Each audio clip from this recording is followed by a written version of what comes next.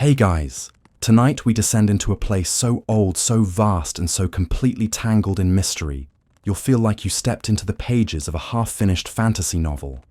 There's the low call of birds you've never heard before, echoing through layers of jungle mist. The ground under your feet is soft with moss and ancient dust. Ahead of you, grey stone towers rise from the earth like forgotten teeth, their faces worn, but not quite expressionless. You move slowly, half expecting a lost explorer or a leopard to step from behind a pillar.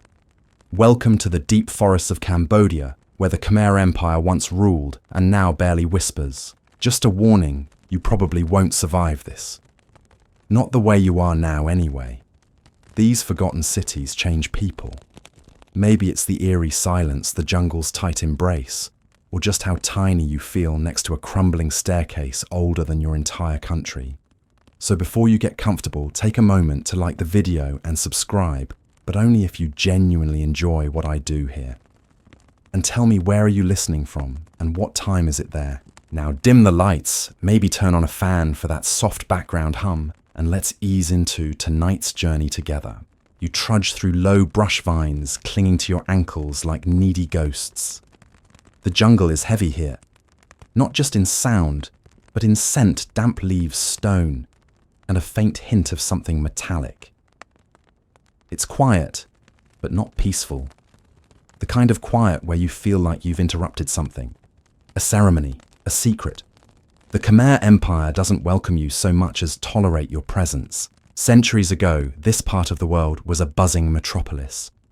Not buzzing like traffic jams and falafel carts, but teeming in its own medieval way, temples, canals, grand avenues, royal elephants that never paid rent. Now it's hard to believe anyone ever lived here. But they did. Oh, they did. You pass the weathered outline of a naga, a multi-headed serpent carved into stone. Its eyes are blank, but weirdly present. This isn't some tourist trap mythology. This creature once guarded royal pools and staircases. And maybe your dreams tonight. Historians still argue whether these figures were purely symbolic or tied to local cults lost to time. Either way, you're here now walking through what remains. There's no map for this part of the jungle. Not really. Your path is a series of half-formed guesses and broken columns. A lichen-covered platform might have once held dancers or royal decrees, or sacrificed fruit depending on who was in charge that week. The air is still and the trees have taken over like they were always meant to. Vines crawl over temple roofs. Roots split doorways. Ferns grow in stairwells. The city didn't fall. It was swallowed. Your boots hit something solid, a smooth slab of stone. You kneel and brush away a layer of dirt. It's not just any block. It's aligned, deliberately placed. You're standing on the bones of a road that once led directly to Angkor. Imagine that a highway system carved into the jungle centuries before anyone thought Cambodia needed traffic lights. And above it all, the towers. You squint through the foliage and catch the spire of one peeking above the canopy, like a stone lotus breaking through a green sea. These towers were meant to mimic Mount Meru, the cosmic mountain at the center of the Hindu universe. That's right, the Khmer didn't just build cities, they recreated heaven. No pressure or anything. But don't let the divine intentions fool you. There's a roughness to it too. You climb a crumbled stairway and stub your toe on a chunk of fallen cornice, ouch, and realize how heavy this place is. Not just physically, but emotionally. These stones have seen things.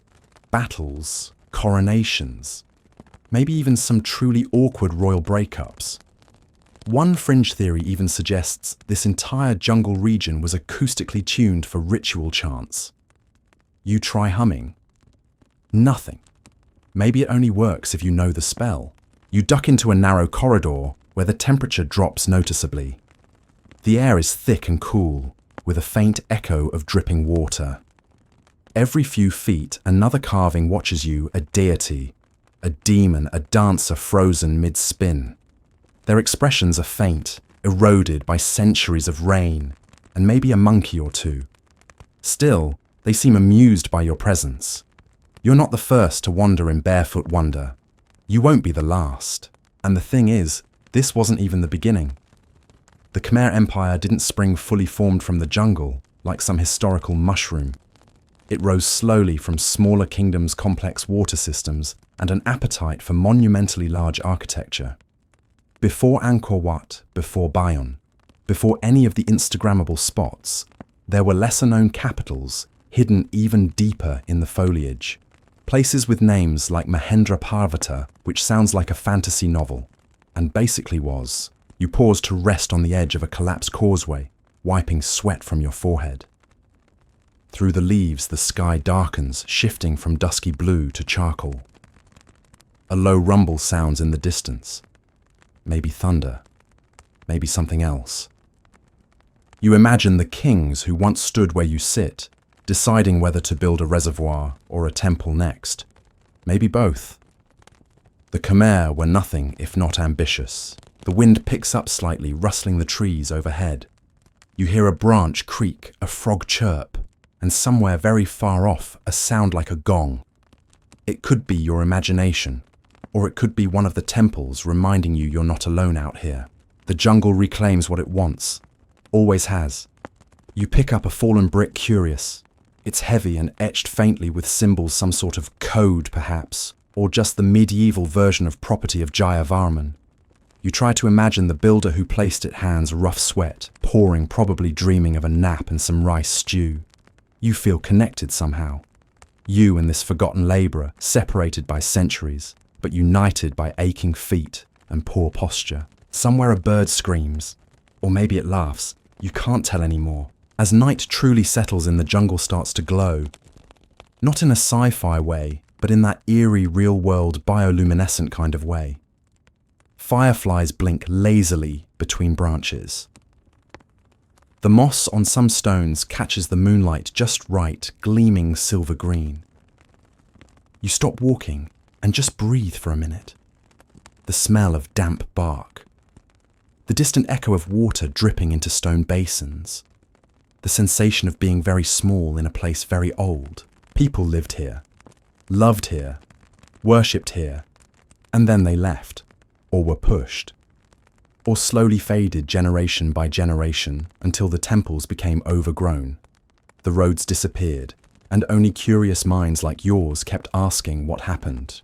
You run your hand along a stone wall, etched with dancing apsaras, heavenly nymphs mid-frolic. Their faces are calm, their poses elegant, their stone clothes wildly impractical. Still there's beauty here, a tenderness. Like someone wanted the world to remember joy, and now so do you. You keep moving not out of fear, but fascination. This is the forgotten world of the Khmer.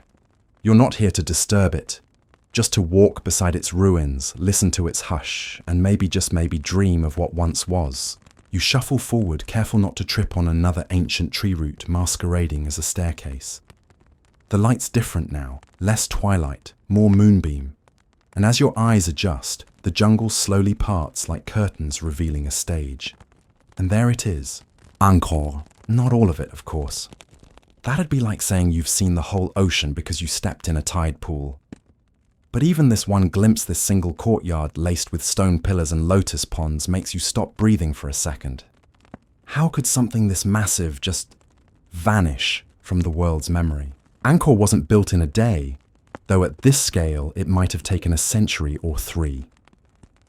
You step onto what remains of one of its grand avenues, a causeway so straight it almost feels smug. Sandstone pavers stretch toward the horizon, wide enough for parades elephants, or on slow days, terrified foreign dignitaries. The Khmer Empire at its peak wasn't just big, it was the largest pre-industrial city in the world. Let that sink in. It sprawled across more land than modern Paris, London, or New York did in their early days, and then it kept sprawling. Angkor was the glowing capital of it all, a centerpiece so grand it could only be described by exhausted scribes or ambitious cartographers who definitely need extra ink. You approach a gatehouse whose roof has mostly collapsed, the remaining lintels carved with swirling patterns and snippets of Sanskrit that your high school electives never prepared you for. It's said these entrances were once flanked by guards in shining bronze, their spears tall as lampposts, eyes watchful for threats or nosy time travelers. Now, only the stone lions remain. One's missing a face, the other stares ahead, like it knows something you don't. And it probably does. Walking deeper into the city, you notice the rhythm of the layout. Nothing here is random. It's all aligned north, south, east, west. Sacred geometry rules this place. Temples point toward the sunrise on solstices. Palaces sit at the crossing of ley lines, or what ancient architects called good vibes, probably. Historians still argue whether this was religious fervor, urban planning genius, or a bit of both. You vote for yes. As you pass a crumbled stairway flanked by headless Buddhas, a mosquito buzzes your ear. You swat it lazily, already accepting that any malaria here probably fossilized centuries ago. Behind you, the jungle softly murmurs. Somewhere, a monkey screeches like it's auditioning for a horror movie. And then boom, Angkor Wat rises ahead of you. Even in ruins, it's staggering.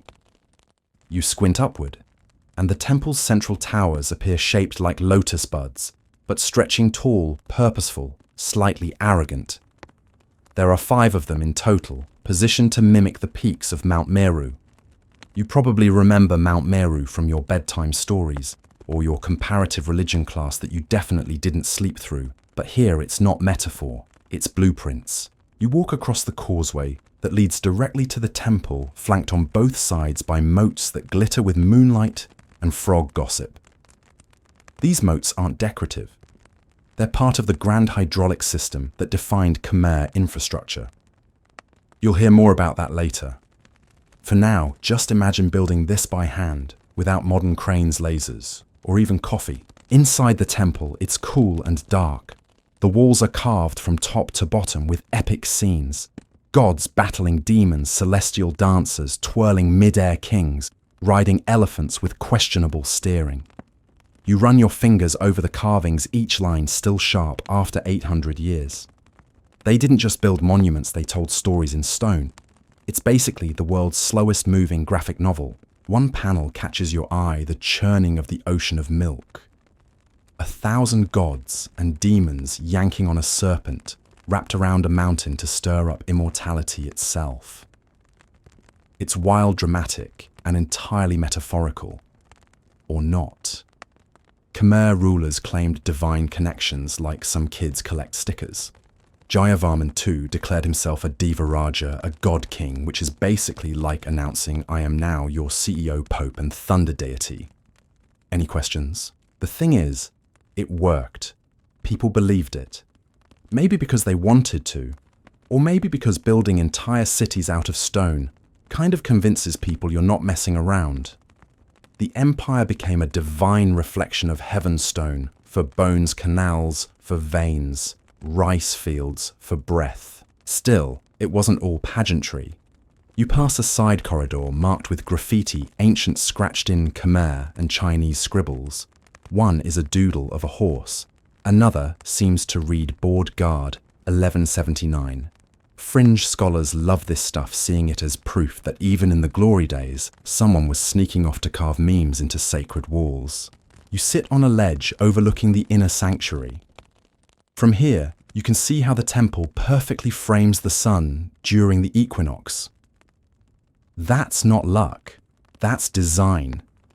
Whether for religious ceremony, astrological alignment, or just impressing the neighbors, Angkor Wat is a calendar in stone.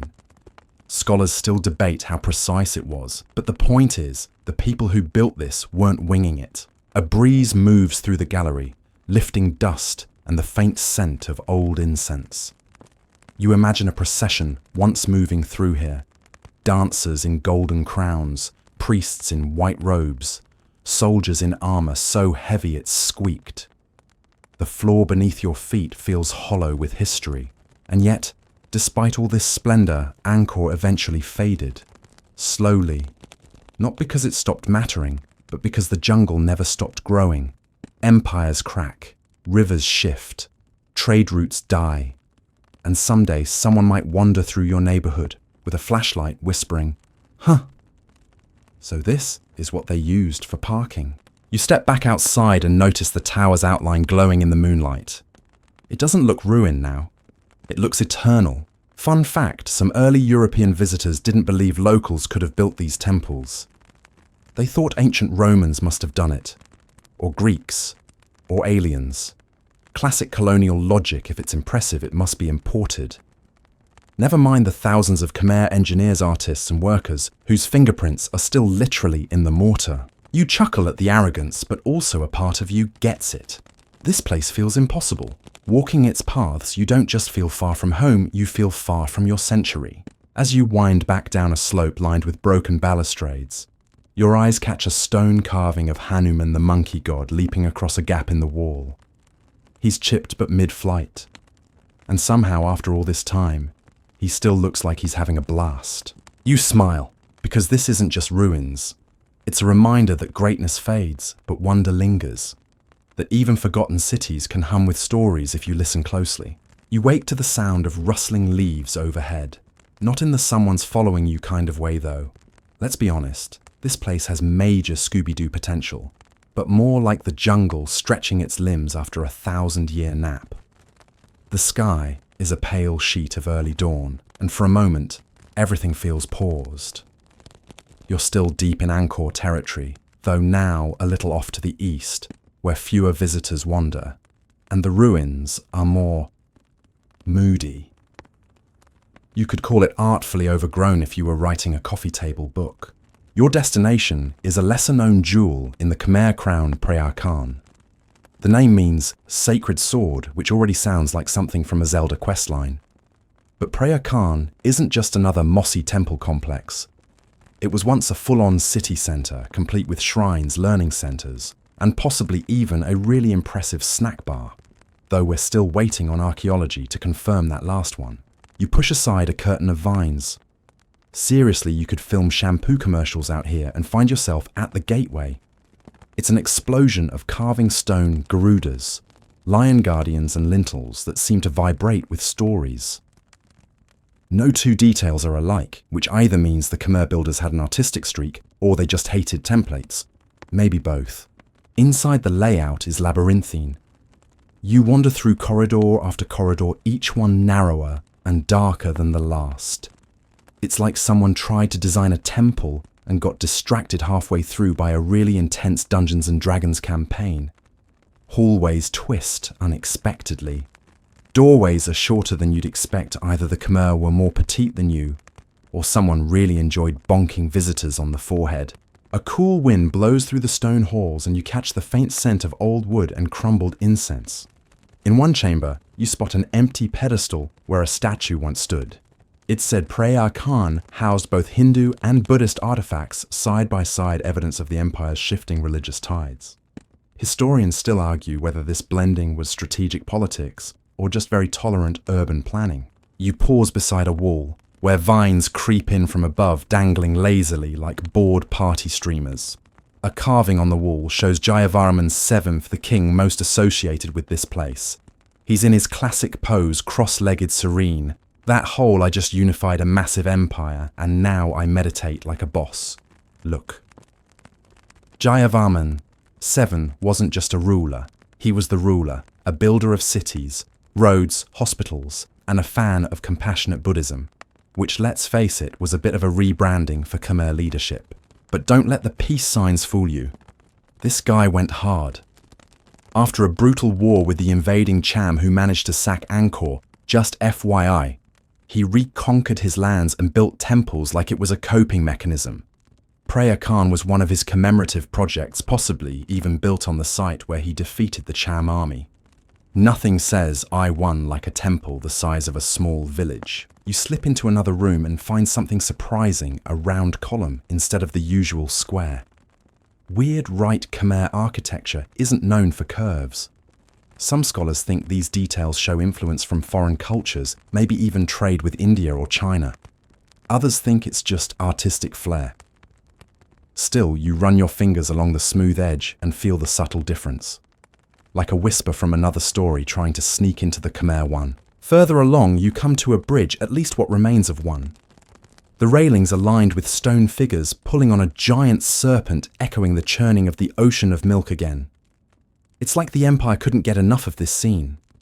Either it was the MCU of its day, or they just really liked metaphors about teamwork and cosmic dairy products. This causeway once connected to one of the city's satellite temples. You look out across the water-filled moat now covered with green scum and lazy insects. It's quiet, except for a splash somewhere nearby. You freeze imagining alligator jaws or ancient curses, but it's just a turtle. Hopefully. And here's the thing most people miss. Preah Khan wasn't just a spiritual site, it was functional, like aggressively practical. One fringe theory suggests it even served as a temporary royal palace, while Angkor Thom was under construction. So yes, it was sacred, but it was also like the Emperor's Airbnb, a really big stone zero-amenity Airbnb. As you circle the perimeter wall, nearly 500 meters of intricately carved stone, you notice inscriptions in Sanskrit and Khmer. Some boast of victories. Others are prayers. One looks like it might be a grocery list, though that's probably a joke. Maybe you rest under the shade of a towering silk cotton tree, whose roots spill over the wall like melted candle wax. The way these trees grow is dramatic and weirdly beautiful. Their roots crush and protect in equal measure, like nature's way of saying, I respect your work, but I'm also taking it back now. Fringe explorers love Preah Khan. It has that feeling of being on the edge between discovery and decay, civilization and wildness. And honestly, so do you. There's a piece here that Angkor Wat doesn't offer. Fewer people, fewer expectations, more space to think. You trace the shape of a bas-relief Apsara, her dance frozen in mid-motion. You wonder who carved her. Did they know someone like her? Was she based on a real performer, or just imagined the way artists invent muses today? Then there's the graffiti again. This time scratched lower on the walls, in what appears to be much more recent script. Possibly French, possibly nonsense. Theories abound that French colonial explorers accidentally damaged parts of the temple during conservation efforts. And by accidentally, we mean, oops, we brought a cannon. You roll your eyes at the thought, and somewhere in the canopy, a bird seems to agree with a sarcastic squawk. As you make your way out of the eastern gate, something shifts. The temple doesn't feel empty. Not haunted exactly, but full. Like every carved face you passed is still watching. Not judging. Just remembering. And just when you think you're free of the ruins, you nearly trip over a small stone marker embedded in the path.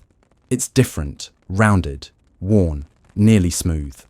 It's probably a boundary stone, though some fringe thinkers call them energy nodes. Whatever the truth is, you touch it just briefly. Warm from the sun, cool in the cracks. A breeze pushes past and you could swear for just a second you hear distant chanting. A rhythm, a hum. Maybe it's the wind through the trees. Maybe it's the past. Or maybe it's your stomach reminding you that ancient cities rarely come with food trucks. Still you linger. Because walking through Preah Khan isn't just sightseeing.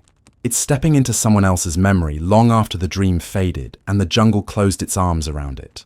And the deeper you go, the more you realize the Khmer didn't disappear. They just left echoes in stone. Your feet are starting to ache in that pleasant, I've just walked through a few centuries sort of way. There's mud on your shins, a mosquito bite behind your left knee, and the faint imprint of a Sanskrit carving on your palm where you lean too long against a temple wall. You're fully immersed now, deep in Khmer territory, and your next stop lies even farther off the tourist path, Beng Mealia. It's the lost cousin of Angkor Wat, the shadowy mirror version hidden in dense forest, shrouded in mystery, and with just the right amount of, did I just step into an Indiana Jones set energy? If Angkor Wat is the polished masterpiece, Beng Mealia is its wild, rebellious sibling who dropped out of architecture school to live in the woods and meditate with frogs. You find yourself on a dirt road barely worthy of the name. Tree roots crisscross like traps. Vines dangle with passive-aggressive menace. The forest presses close. You half expect a snake to hiss a warning about trespassing. And then, there it is, like a shipwreck in a green sea. Beng Mealia. The temple seems less built than abandoned in mid-birth. Piles of stone blocks lie where they fell, as if the workers stepped away for lunch a few centuries ago and just never came back. Trees have grown through collapsed towers. Roots grip lintels like they're trying to pull the stones back underground. You step over a fallen Naga balustrade, its 7 serpent heads cracked but still sneering proudly at time. No one's entirely sure who built Beng Mialia. Historians still argue whether it was Suryavarman of II, the Angkor Wat guy, or some earlier or later monarch with an equally ambitious temple wish list. The floor plan suggests it's a near twin of Angkor Wat, which could mean this was the architectural dress rehearsal. Or maybe the temple was a prototype for divine design. Either way, the mystery is part of its charm. You duck under a collapsed gallery roof where ferns now grow upside down, clinging to every drip of light. The silence is profound. Not empty, just hushed. It's the kind of silence that feels alive. The kind that whispers, "Shh, don't wake the ghosts." Wandering deeper, you come upon a staircase leading to nowhere. Literally. It ascends into thin air, stopping at a broken ledge, like someone deleted the rest of the temple. Scholars chalk this up to time erosion and maybe an occasional earthquake. Fringe thinkers, they say it's symbolic an ascent toward enlightenment that ends when your ego gets too big. You nod. That tracks. In the inner sanctuary, or what's left of it, you find a collapsed chamber where nature has fully reclaimed the space. A giant tree species, unknown, but definitely opinionated, grows straight through what was once the ceiling. Its roots claw down the walls like vines on a Gothic wedding cake. A faint smell of damp stone and old pollen fills the air. You hear water dripping somewhere. No tourists, no guards. Just you, a few bugs, and what feels like the lungs of the earth exhaling slowly. And yet even here the carvings persist. Apsaras, those celestial dancers, smile coyly from cracked pedestals. Their fingers are bent in impossibly delicate mudras, their hips curved just so their face is serene in ways that make your postmodern stress look embarrassing. Despite centuries of erosion, their grace hasn't faded. They still dance, if only in stillness. Fun side note, some archaeologists once found bat guano piled 3 feet high in parts of Beng Mialia before it was reopened to the public. Yes, you almost walked through ancient bat poop. That's commitment to exploration. You take a seat on a fallen block, possibly a piece of a doorway, possibly a disgruntled chunk of roof, and pull out a canteen. The water's warm and tastes faintly of plastic, but at least it doesn't have leeches. As you sip, you notice something odd in the distance. A rectangular pit, partly filled with algae, sits just beyond the temple walls. It's one of the sacred ponds Abare part of the Empire's massive hydraulic system, and that's when it hits you. The Khmer weren't just builders of temples. They were engineers of staggering skill. Imagine creating a city that needed to survive brutal dry seasons and monsoon floods, and then solving it by designing reservoirs, canals, sluice gates, and water redistribution networks on a scale modern cities envy. Historians still debate how much of the empire's success came from this water mastery versus its divine PR campaigns. Fringe historians, however, have another theory. They believe the Khmer might have tapped into underground aquifers using natural pressure gradients, essentially an ancient version of smart plumbing. Is it possible? Maybe. Is it slightly too sci-fi? Absolutely. But in a place like this where trees grow through roofs and temples align with solstices, who are you to judge? As you wander outside the main compound, you find traces of what once was a city stone roads, now half swallowed by undergrowth ruined outbuildings, the base of what might have been a small library or treasury. One stone block has a hole in its center, likely used for anchoring wooden beams. Those beams are long gone, of course returned to dust and mulch. But the hole remains a small echo of purpose. And then there's the tunnel. You almost miss it, just a shadow between stones. A low, narrow shaft half filled with debris and something that smells deeply unwise. But you crouch and peer in. Is it a drainage canal? an escape route, a ceremonial crawl space. Historians offer no firm answer. Fringe theorists of course vote for ritual initiation involving snakes, darkness, and probable enlightenment. You decide to skip the crawl and keep your ankles leech-free. Wise. As you circle the outer wall, you come upon something unexpected, a carving of an elephant. Not unusual in itself, Khmer temples love a good elephant motif, but this one's different. The tusks are exaggerated, stylized almost cartoonishly. Some scholars believe these images may depict not local elephants but imported ones, possibly even gifts from distant lands. Others suggest it was just a very enthusiastic artist. Either way, it reminds you how connected this empire was. The Khmer traded as far as India, China, maybe even the Islamic caliphates. That's the thing. The more you walk, the more you realize these weren't isolated ruins. They were once part of a network humming with commerce stories and ritual. Beng Milea may be mostly eaten by jungle now, but once it was a node in a vibrant, complex world. Now it's quiet, but never truly silent. As the sun begins to dip, you sit at the edge of a cracked courtyard. The light filters through leaves and turns everything golden and strange. You catch a flicker of movement, maybe a bird, maybe just your imagination, and for a moment you can feel the people who once walked this very ground. Monks with saffron robes brushing stone. Labourers carrying sacred bricks. Children daring each other to jump across the pond. Maybe someone not unlike you just sitting here wondering what it all means. You brush a layer of dust from your pant leg and rise slowly. One last look at the temple, its towers now bathed in the sleepy glow of dusk. And then you head back toward the forest trail, where a few early fireflies are starting to blink awake. As you go, the jungle begins to reclaim you. And Beng Milea, secretive and crumbling and impossibly ancient, goes back to sleep. You wake again not from sleep, but from that dreamy half-trance only deep history and humid jungle can induce. Your boots are damp, your limbs a bit stiff, but you're already moving. Because today, you leave the shadowy sanctum of Beng Milea behind and head north, where the empire's arms once stretched into the mountainous folds of what is now the Cambodian-Thai border. Your destination, Ko Kher, a name that sounds like a secret password or maybe a forgotten spell. Unlike the jungle-wrapped romance of Angkor or the philosophical vibes of Preah Khan, Ko Kher is all hard edges and ambition.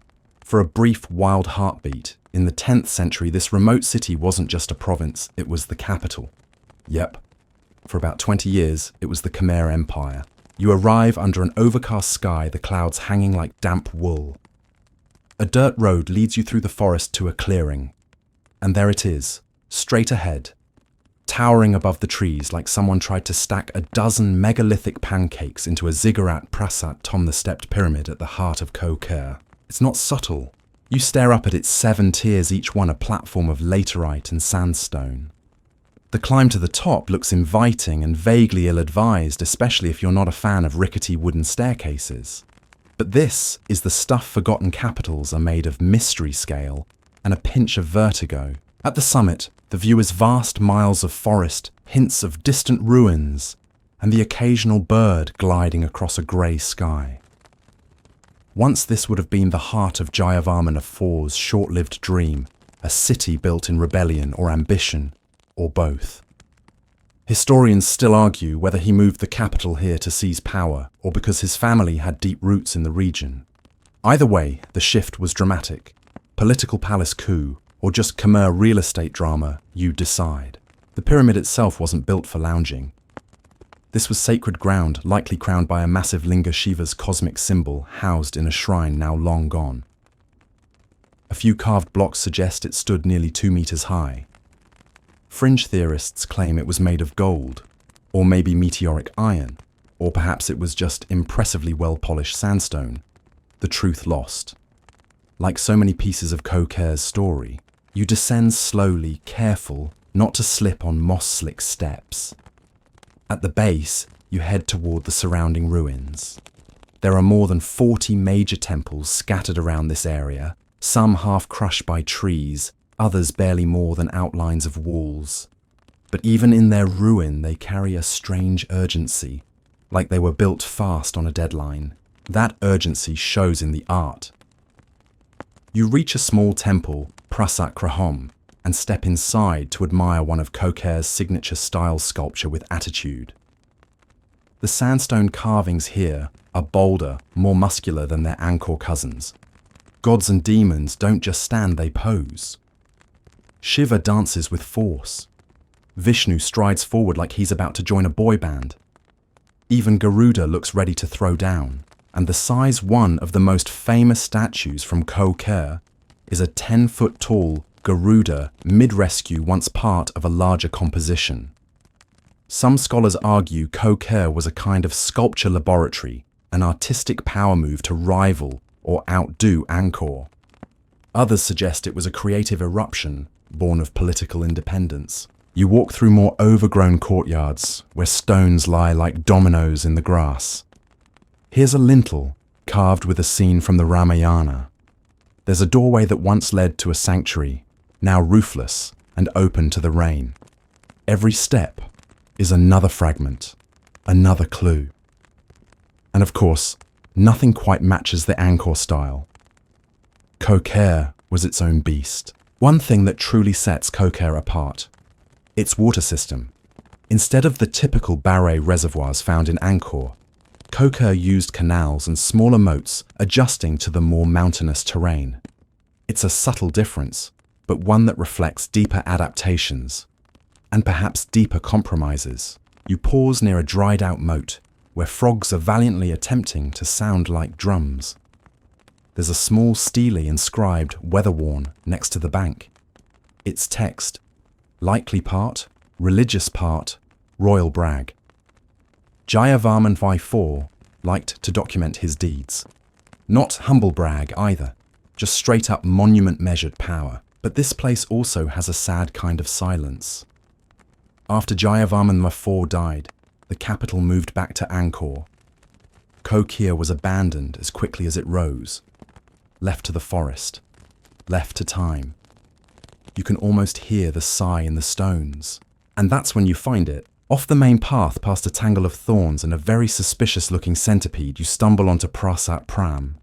5 small towers mostly swallowed by trees. And not just near trees, inside them. Giant strangler figs have consumed 2 of the towers completely, their roots embracing the stone like lovers who never let go.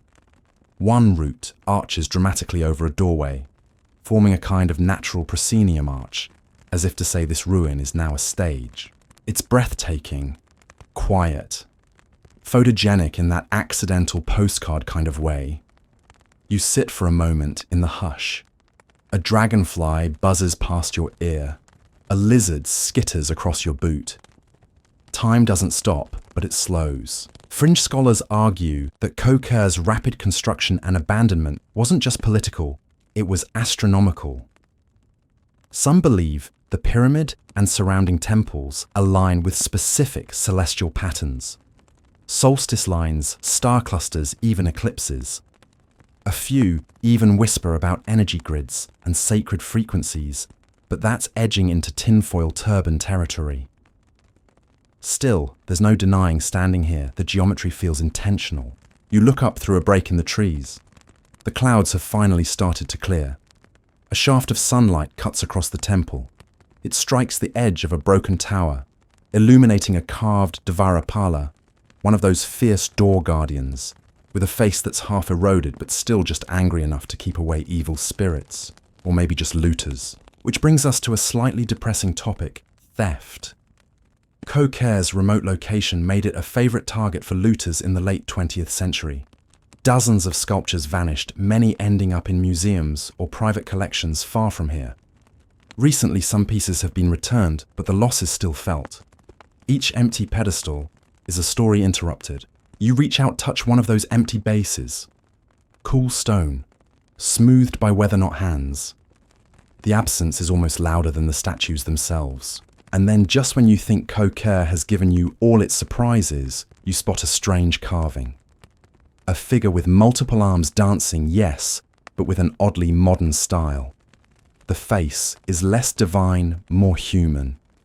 Some believe these transitional styles marked a brief period of cultural fusion where local beliefs blended with imported aesthetics. Historians still puzzle over how much of this was planned versus organic evolution. You step back, Khmer is quiet again. Its stones whisper of ambition, rebellion, artistry, and impermanence. Of kings who rose quickly, sculptors who dreamed boldly, and a city that existed like a flare in the dark, brilliant brief, and now mostly forgotten. But not by you. You're starting to get used to the rhythm of this place. Rise with the mist walk through moss and mystery. Listen to the language of stone. Your thoughts are softer now, slower wrapped in jungle breath and the distant call of hornbills. But don't get too cozy. The next leg of your journey requires a little imagination and a lot of mosquito repellent, because you're heading to a place barely touched by tourism, often bypassed on even the most intrepid itineraries, Preah Khan of Kampong Svei. Not to be confused with the more famous Preah Khan in Angkor, this one is remote, colossal, and full of question marks. Picture it 25 square kilometers of ruined complex, hidden deep in the wilds of Cambodia, practically abandoned for centuries. You arrive after hours of bumpy road travel and a hike that tests your faith in topographical maps. There's no ticket booth, no souvenir stand, just trees, silence, and a faint stone path disappearing into the underbrush like breadcrumbs left by ancient architects. And then like magic it appears. A stone gate, its face carved with giant smiling bodhisattvas, looms ahead. You pause under the archway, feeling like you've crossed into a parallel version of Angkor, one that was erased from most maps, deliberately or accidentally. The roots of the trees don't just creep here, they march, like they're reclaiming something sacred. Preah Khan of Kampong Svei is still one of the largest walled complexes in the Khmer world, larger even than Angkor Thom, but historians still argue about its true purpose. Was it a ceremonial retreat, a military outpost, an iron production center? One theory suggests it was a royal satellite city built to harness natural resources in the northeast. Another proposes it was a spiritual hub connected to pilgrimage routes. And of course, fringe thinkers hint at everything from lost schools of mystical astronomy to secret elephant training monasteries. Naturally, you wander through a crumbled gopura, one of the entrance gateways, and your boots echo faintly on the stone. The layout here is oddly disorienting. Not because it lacks symmetry, but because it overwhelms the senses. Moats, enclosures, temples, causeways each on a scale that feels more imperial hallucination than practical urban planning. You reach the central sanctuary, or rather what's left of it. Trees crack through the lintels like they've always belonged. You trace a carving of a lion whose eyes have long since faded into stone fog. And then there it is, the central tower. Not tall, not fancy, but solid grounded like an anchor in a sea of ruin. You sit for a while beneath it, trying to imagine the people who worshipped here. Did they light incense, sing prayers, bicker over politics in hushed tones while pretending to meditate? Probably. People don't change much, even when dressed in gold-threaded robes. One of the more unusual finds here, evidence of iron smelting. Slag heaps, charcoal pits, tools. It's led many archaeologists to believe this wasn't just a religious site, but also an industrial centre. The Khmer didn't just build in stone, they built with it, mined it, melted it, forged it into weapons tools, and maybe ceremonial trinkets you'd win at Khmer middle school science fairs. You pass what might have been a forge, now just a shadow in the earth. The silence here is deep, not empty, but full like a temple bell before it rings. A carved stele near the entrance bears inscriptions that have baffled scholars. Some of the Sanskrit has worn away, leaving tantalizing fragments, mentions of Vishnu, of a king's name erased by time, or possibly politics. Historians still debate whether this temple was begun under Suryavarman I or Jayavarman VII II, very different kings with very different ideologies. Was this Mahayana Buddhist ground, or Shaivite territory, or both at different times, layered like religious sediment. The deeper you go, the stranger things get. You wander past a giant beret, a man-made reservoir so vast it stretches toward the horizon. And remember, this isn't even Angkor. The Khmer engineered massive water systems all over the empire. This one is called Preah Khan Barai, or Boyong Preah Khan, and it may have once powered irrigation for an entire sub-region. Or it may have just been a really big spiritual mirror to the heavens. Historians still arguing. A frog leaps into the water. A heron stares you down with judgmental eyes. You tip an imaginary hat in return. Next up is one of Preah Khan's strangest features, a small sanctuary on an artificial island accessed by a long raised causeway. The temple's name, Preah Thakol. It's modest, even humble. But there's something magnetic about it. The way the air cools as you cross the causeway, the symmetrical dignity of the design. It's not grand, it's serene. Inside, you spot a carving of a meditating Buddha flanked by nagas, those mythical serpent protectors. One of the nagas has 7 heads, each one still discernible despite erosion.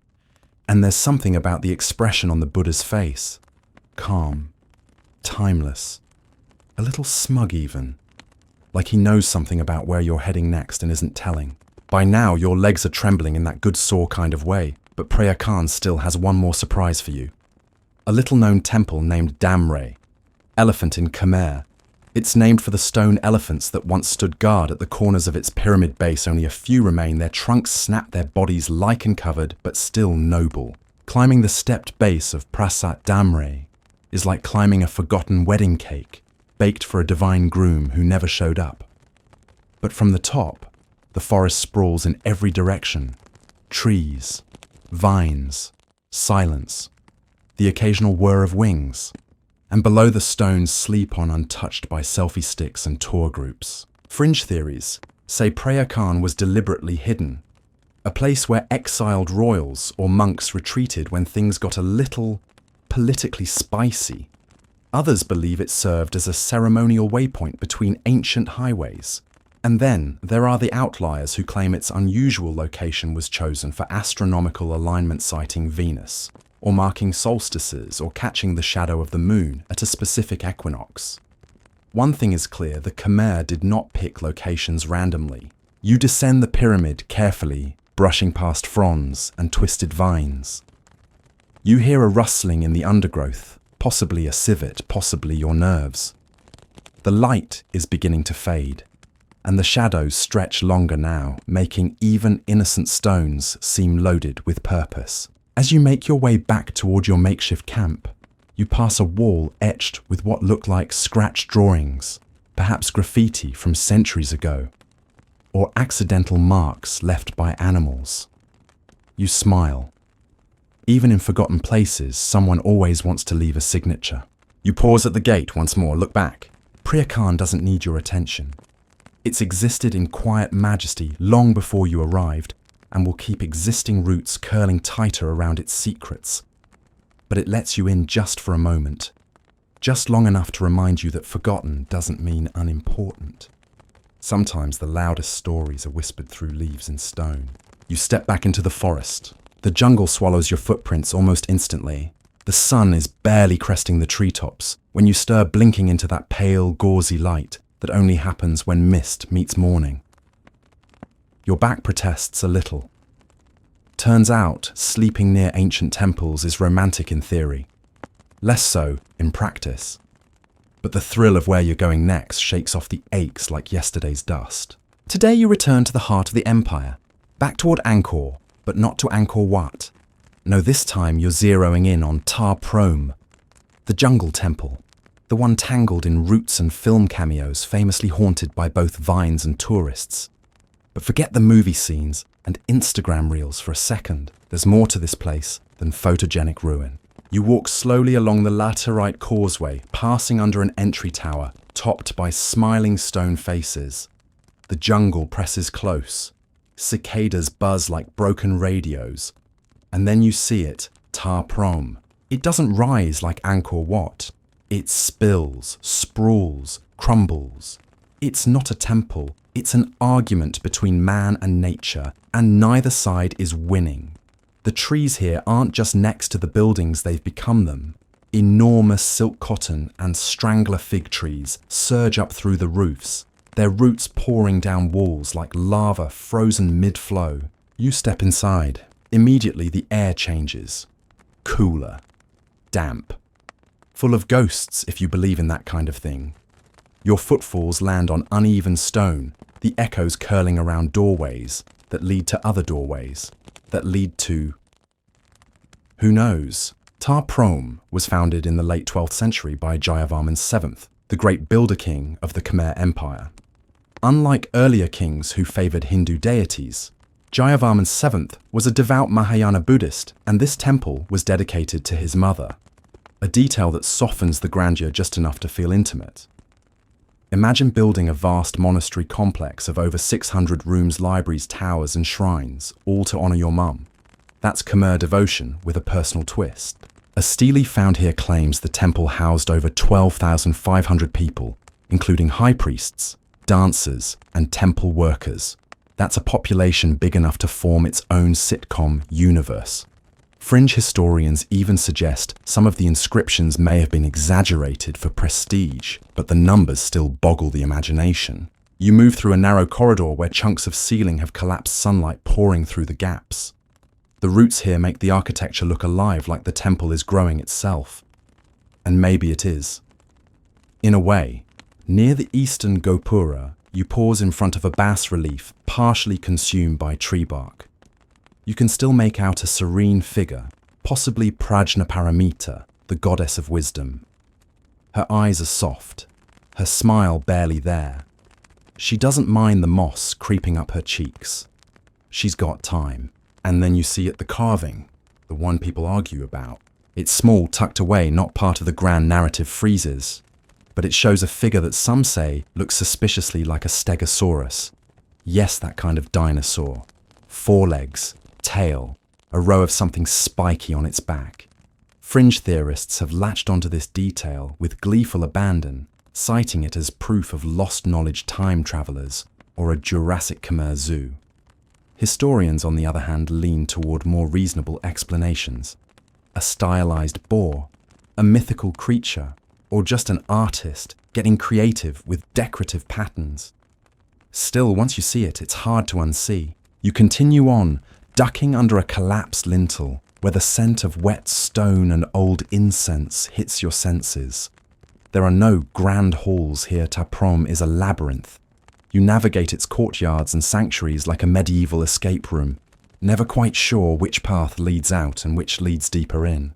In one of the cloisters, you stumble across a group of dancing apsaras carved in high relief along a wall, nearly swallowed by lichen. Their hands curl in those iconic mudras. Their expressions are serene, but also a little cheeky, like they know something you don't. And maybe they do.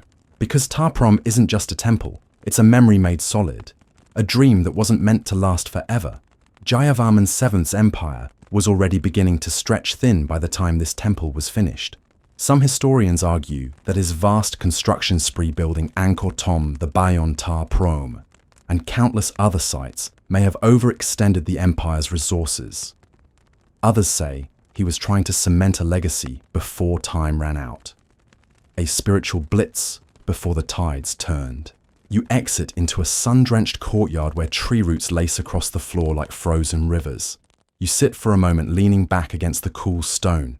The sounds of the forest return, birds breeze, distant monkeys yelling about territorial boundaries. Then, out of the corner of your eye, you notice something. A tiny shrine just beyond the main courtyard. It's barely more than a mound of bricks, but someone has placed a fresh stick of incense in front of it. Still smoking. Still fragrant. You're not alone here, not entirely. Even now, Ta Prohm remains a place of quiet reverence. Locals still come to pray, leave offerings, ask for blessings. The jungle may have swallowed its grandeur, but not its spirit. And there's something comforting in that. That a temple can decay and endure at the same time. That vines can cradle stone without destroying it. You wander back toward the entrance, brushing your hand along a wall where old plaster still clings in patches. Somewhere under those layers are the hands that built this place, smoothed the stone, carved the faces, lifted roof beams, lit candles, cleaned floors, all gone now, but not forgotten.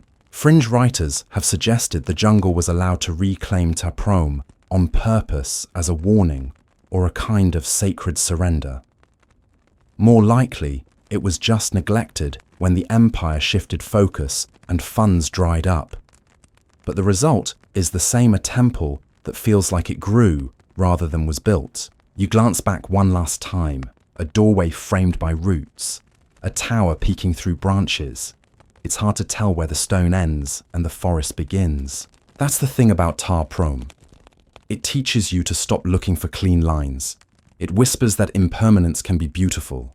That erosion is its own kind of art. You leave quietly. The jungle closes behind you, not with malice, but with indifference. It doesn't care if you were here, but you do, and you always will. You leave Ta Prohm with leaves in your hair, dust in your boots, and the faint sense that some of those tree roots are still watching you. The jungle is never entirely still.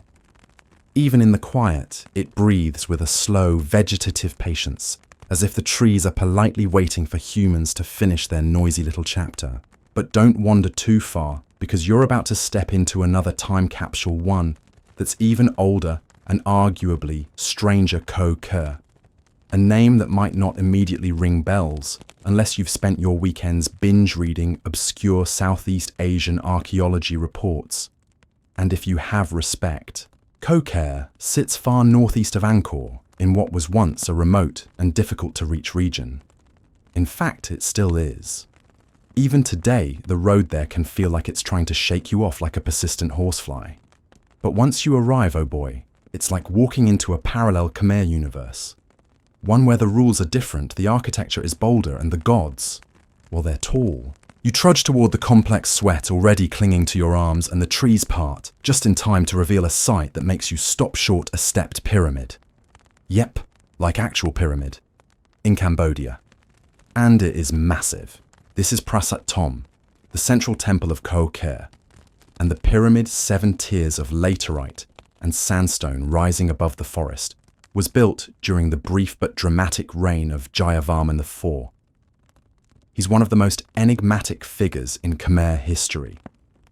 A rebel king, an opportunist, a genius.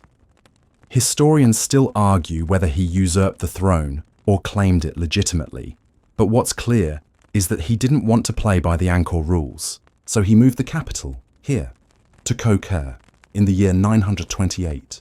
He built quickly, aggressively, over 20 major temples in less than 2 decades. It was a kind of imperial mic drop. Oh, you like your flat temple layouts? Boom, pyramid. The design of Prasat Tom is unique among Khmer architecture, almost Mayan in flavour. You climb its broad, crumbling steps, each one wider than your stride, and you get the sense that this structure wasn't meant for people exactly your size. At the summit, wind rushes over the stone with a coolness you didn't expect. From here you can see for miles forest stretching like a green ocean. This wasn't just a temple, it was a statement, an announcement. This is where power lives now. Nearby, a massive linga once stood nearly 2 meters tall, dedicated to Shiva. This was Jayavarman IV's thing. He had a flair for Shaivism. And when he installed that linga atop the pyramid, it wasn't just religious, it was cosmic, like drawing a vertical line from the earth to the divine. Fringe theorists like to point out that the pyramid's dimensions might align with certain astronomical points, solstices, equinoxes, or even lunar cycles. There's a theory floating around that the central sanctuary once acted like a stellar observatory, tracking planetary movements. And sure, the jungle's grown in around it, but stand at the top on a cloudless night, and yeah, you can imagine stars aligning. As you make your way back down your thighs, trembling from the descent, you catch sight of a long stone causeway. It leads toward a ruined sanctuary, partially collapsed with Naga balustrades flanking the walkway. Naga, those serpentine guardians again. The Khmer really loved their snakes, protective, mysterious. and frankly better at handling tropical heat than you are right now. You duck into another temple structure, Prasat Krahom, or the Red Temple, named for its hue. Inside, chunks of stone litter the floor like forgotten chess pieces. And then in a shadowed alcove, you catch a glimpse of something haunting a colossal foot. Just a foot. It once belonged to a statue over 4 meters tall. Scholars believe it was a depiction of Garuda, or perhaps another divine guardian. Whatever it was, only fragments remain. But somehow that lone foot is more powerful than any full statue. It's the ghost of grandeur. Khmer's sculptures are legendary, more dynamic, more expressive than their Angkor counterparts. You might recognize a few at least if you've visited certain museums in Europe or the US during your gap year.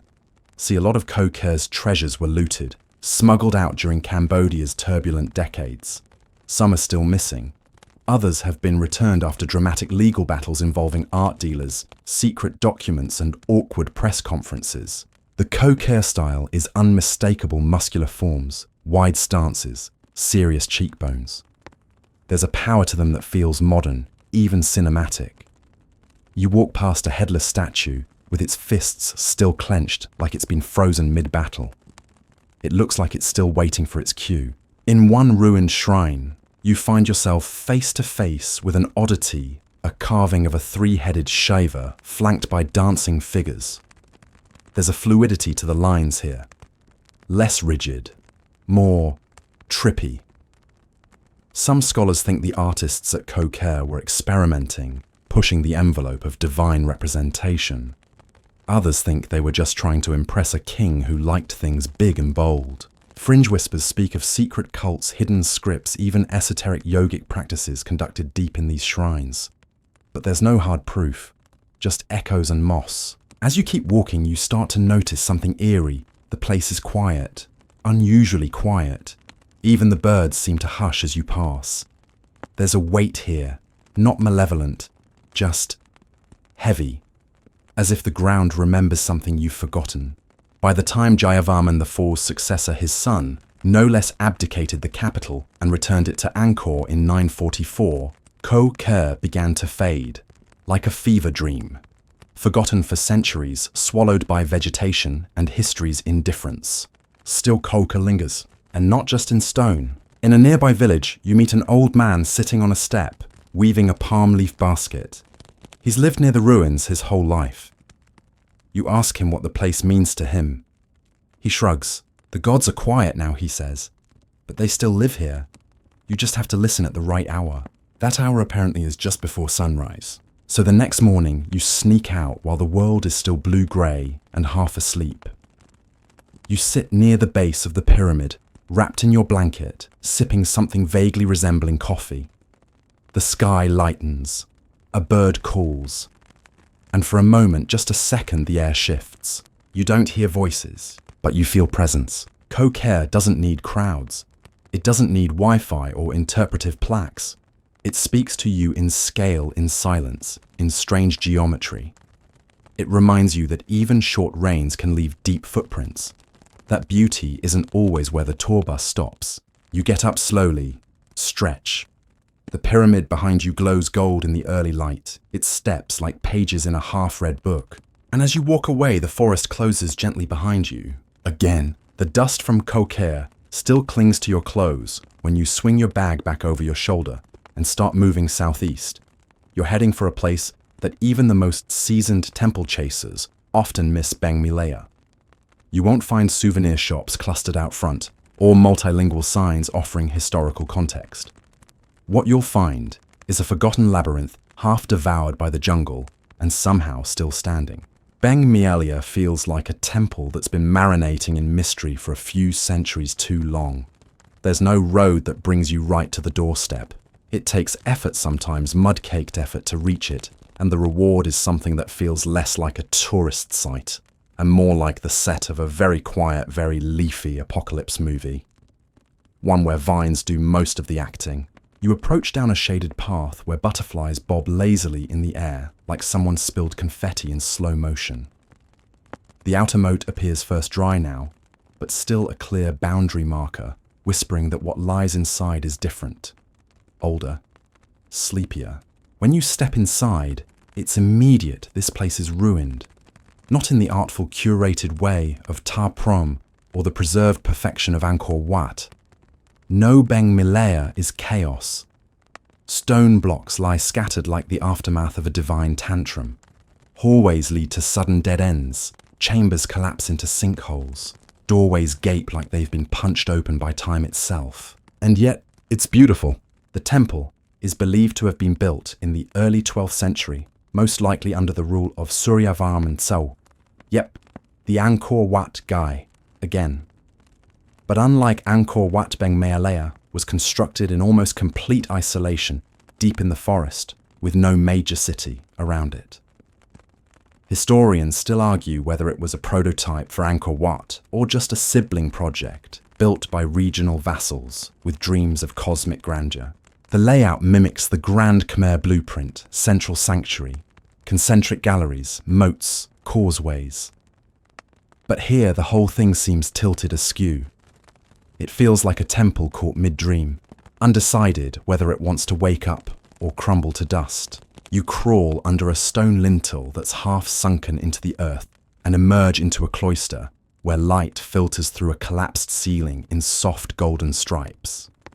A fig tree has burst through one of the walls, its roots curling down, like fingers reaching for the floor. Everything here feels animated, but not by humans.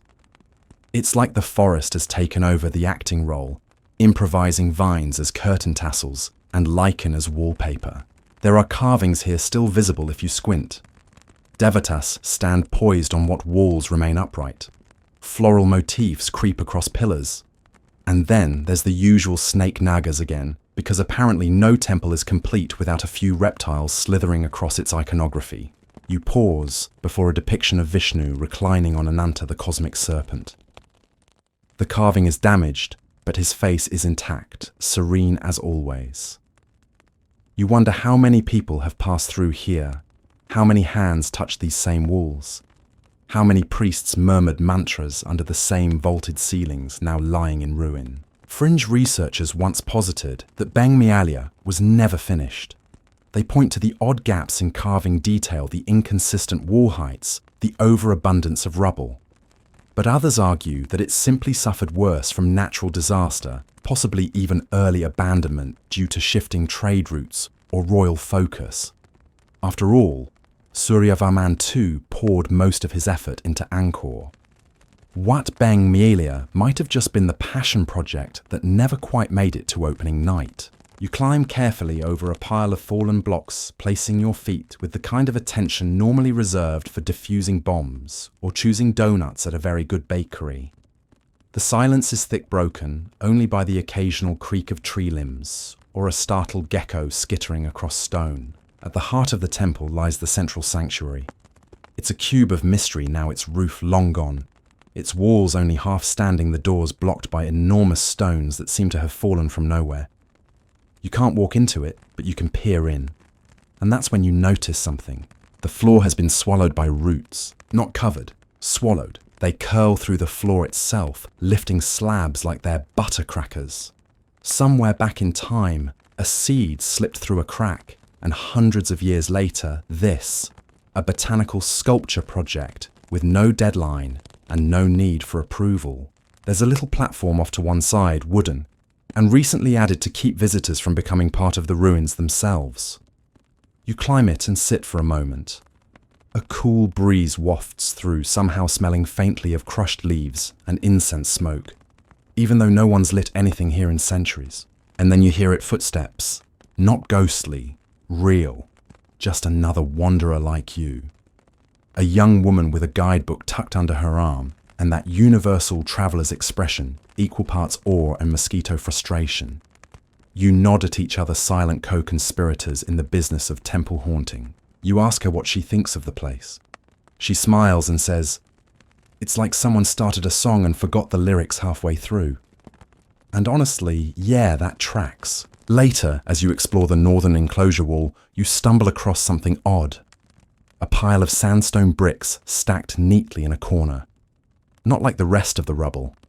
These look organized, intentional.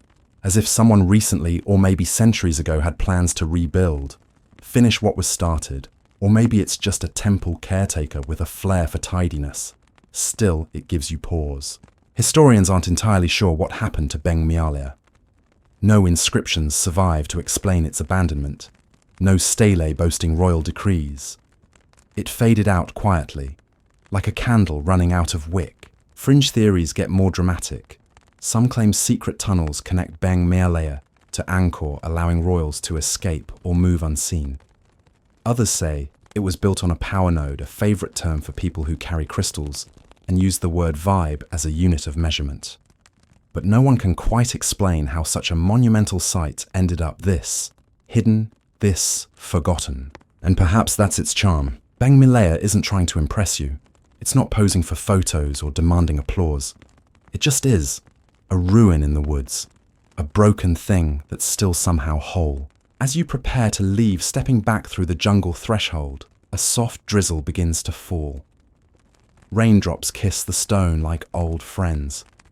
You look back, and in the shimmering light, the temple blurs, becomes something half imagined, like a mirage but made of stone and silence. And just before you disappear into the trees, you hear a bird call echo through the ruins, long, low, and strange. It sounds a little like laughter. You follow a winding path away from Beng Mialea, letting the forest close behind you, like a giant green book shutting softly. The temple's sigh seems to linger in your ears long after it's gone. By now, the heat has settled on your skin like cling wrap, and you can't remember what your clothes felt like before they were permanently damp. Still, you keep walking, because ahead lies one of the true enigmas of the Khmer world, a city that barely left a trace. You're headed to a place that isn't really a place anymore. It's more of a question mark tucked into the northeastern corner of Cambodia. A city called Amarendra, sometimes identified with Sambor Prey Cook, or even lost altogether to scholars' conflicting maps. No ruins with gift shops, no gates to photograph. But the name lingers in old inscriptions like an echo from a party you weren't invited to, but still heard about. The tale begins before Angkor, even before Jayavarman II declared himself Chakravartin, the universal ruler. Back in the 6th and 7th centuries, the Chenla kingdom sprawled across what is now Cambodia, and at its heart was a city-state of sandstone and brick known as Ishanapura. That's what scholars call it, but Amarendrapura, that name shows up in royal texts and old Sanskrit poems. The city of the immortal king. You tread down a narrow trail, the kind that's less a path and more a suggestion, and suddenly it opens into a clearing. Trees hang like watchful parents over weathered towers of red brick. This is Sambor Prey Cook, and while we can't prove it was Amarendrapura, many historians believe it's a solid contender. What's left is quite modest even, but undeniably ancient. We're talking pre-Angkorian, Khmer history in its baby photos. The first thing you notice are the octagonal towers. Octagonal, like a stop sign. It's an architectural oddity in Khmer design. Almost every temple after this stuck to the classic square or rectangular base. But these early builders were experimenting. Maybe they were bored. Maybe they just didn't have enough corners yet. You run your hand over the stone, no bas-reliefs here. The decoration is subtler, worn into curves and lines that resemble vines and clouds. Inside one of the towers it's dark, musty, but there's a quiet power humming in the air, as if the bricks are still holding on to the memory of chanting voices, flickering oil lamps, and the smell of hot ghee offerings. One sculpture catches your eye, a stone lion grinning like it knows something you don't. It's one of several guarding the towers, though time has weathered their teeth down to polite little nubs. You want to take a selfie with it, but let's be honest, your phone camera would not do it justice. Here's your mainstream fact. Sambor Prey Cook was the capital of Chenla, under King Isanavarman, in the early 600s. It boasted dozens of temples, possibly more, most made from brick, reinforced with a kind of organic glue tree, sap snail shell powder, or crocodile breath, depending on who you ask. Okay, maybe not crocodile breath.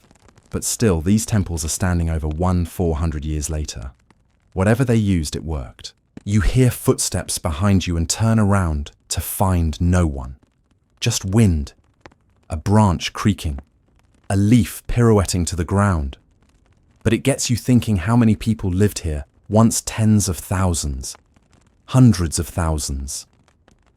There's no definitive number because the city's layout has largely been reclaimed by nature, and the jungle isn't interested in filing blueprints. There's one temple, Prasat Sambor, that was likely the state temple. You enter cautiously. Inside, the air changes. It's cooler, denser. Your footstep echoes weirdly off the concave walls. This is a place built for gods with serious acoustics.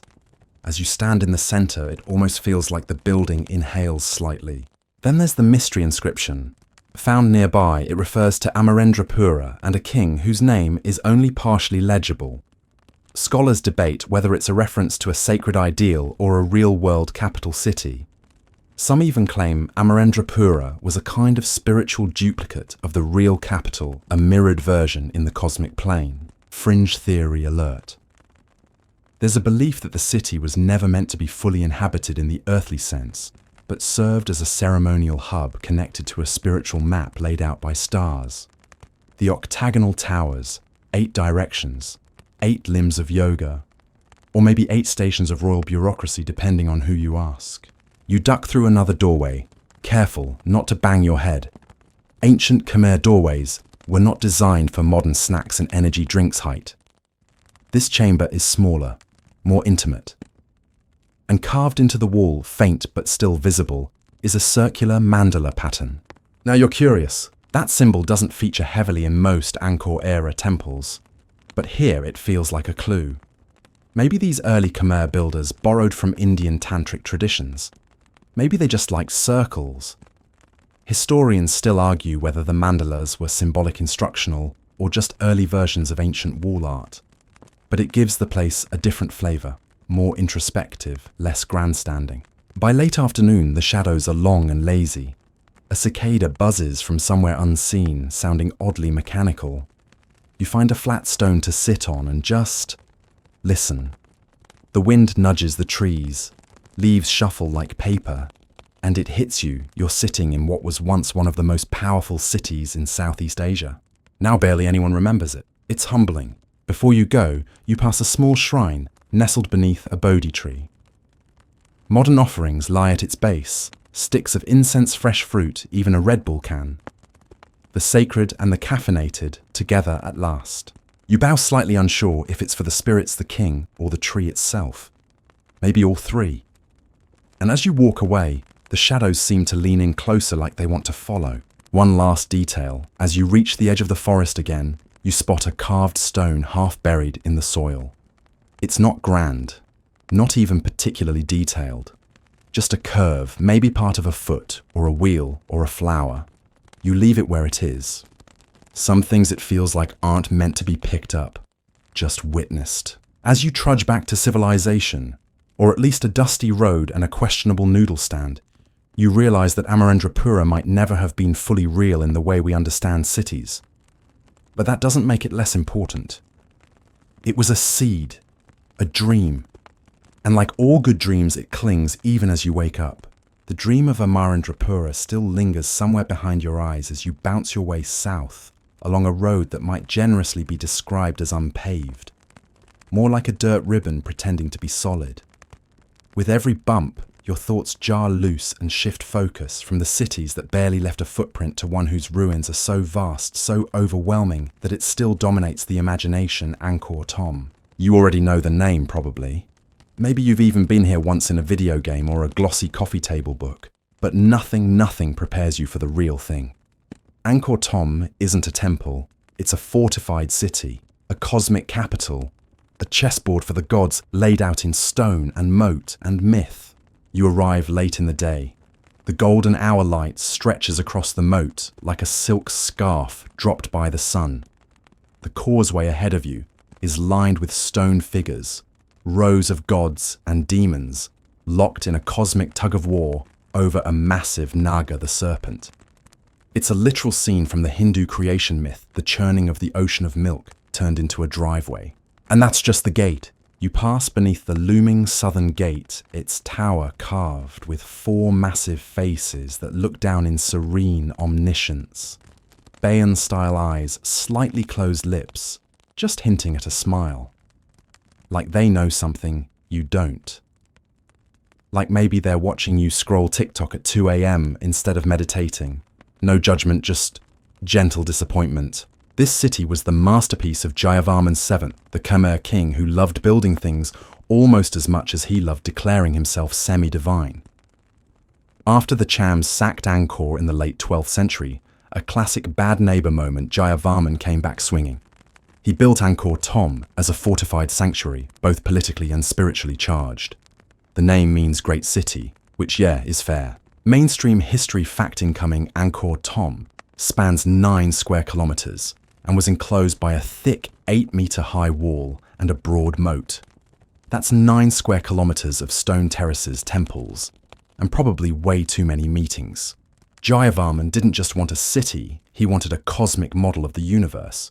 Mount Meru at the center, moats for oceans. The city is a mandala made real. You wander toward the center, and it rises ahead of you like a hallucination, the Bayan.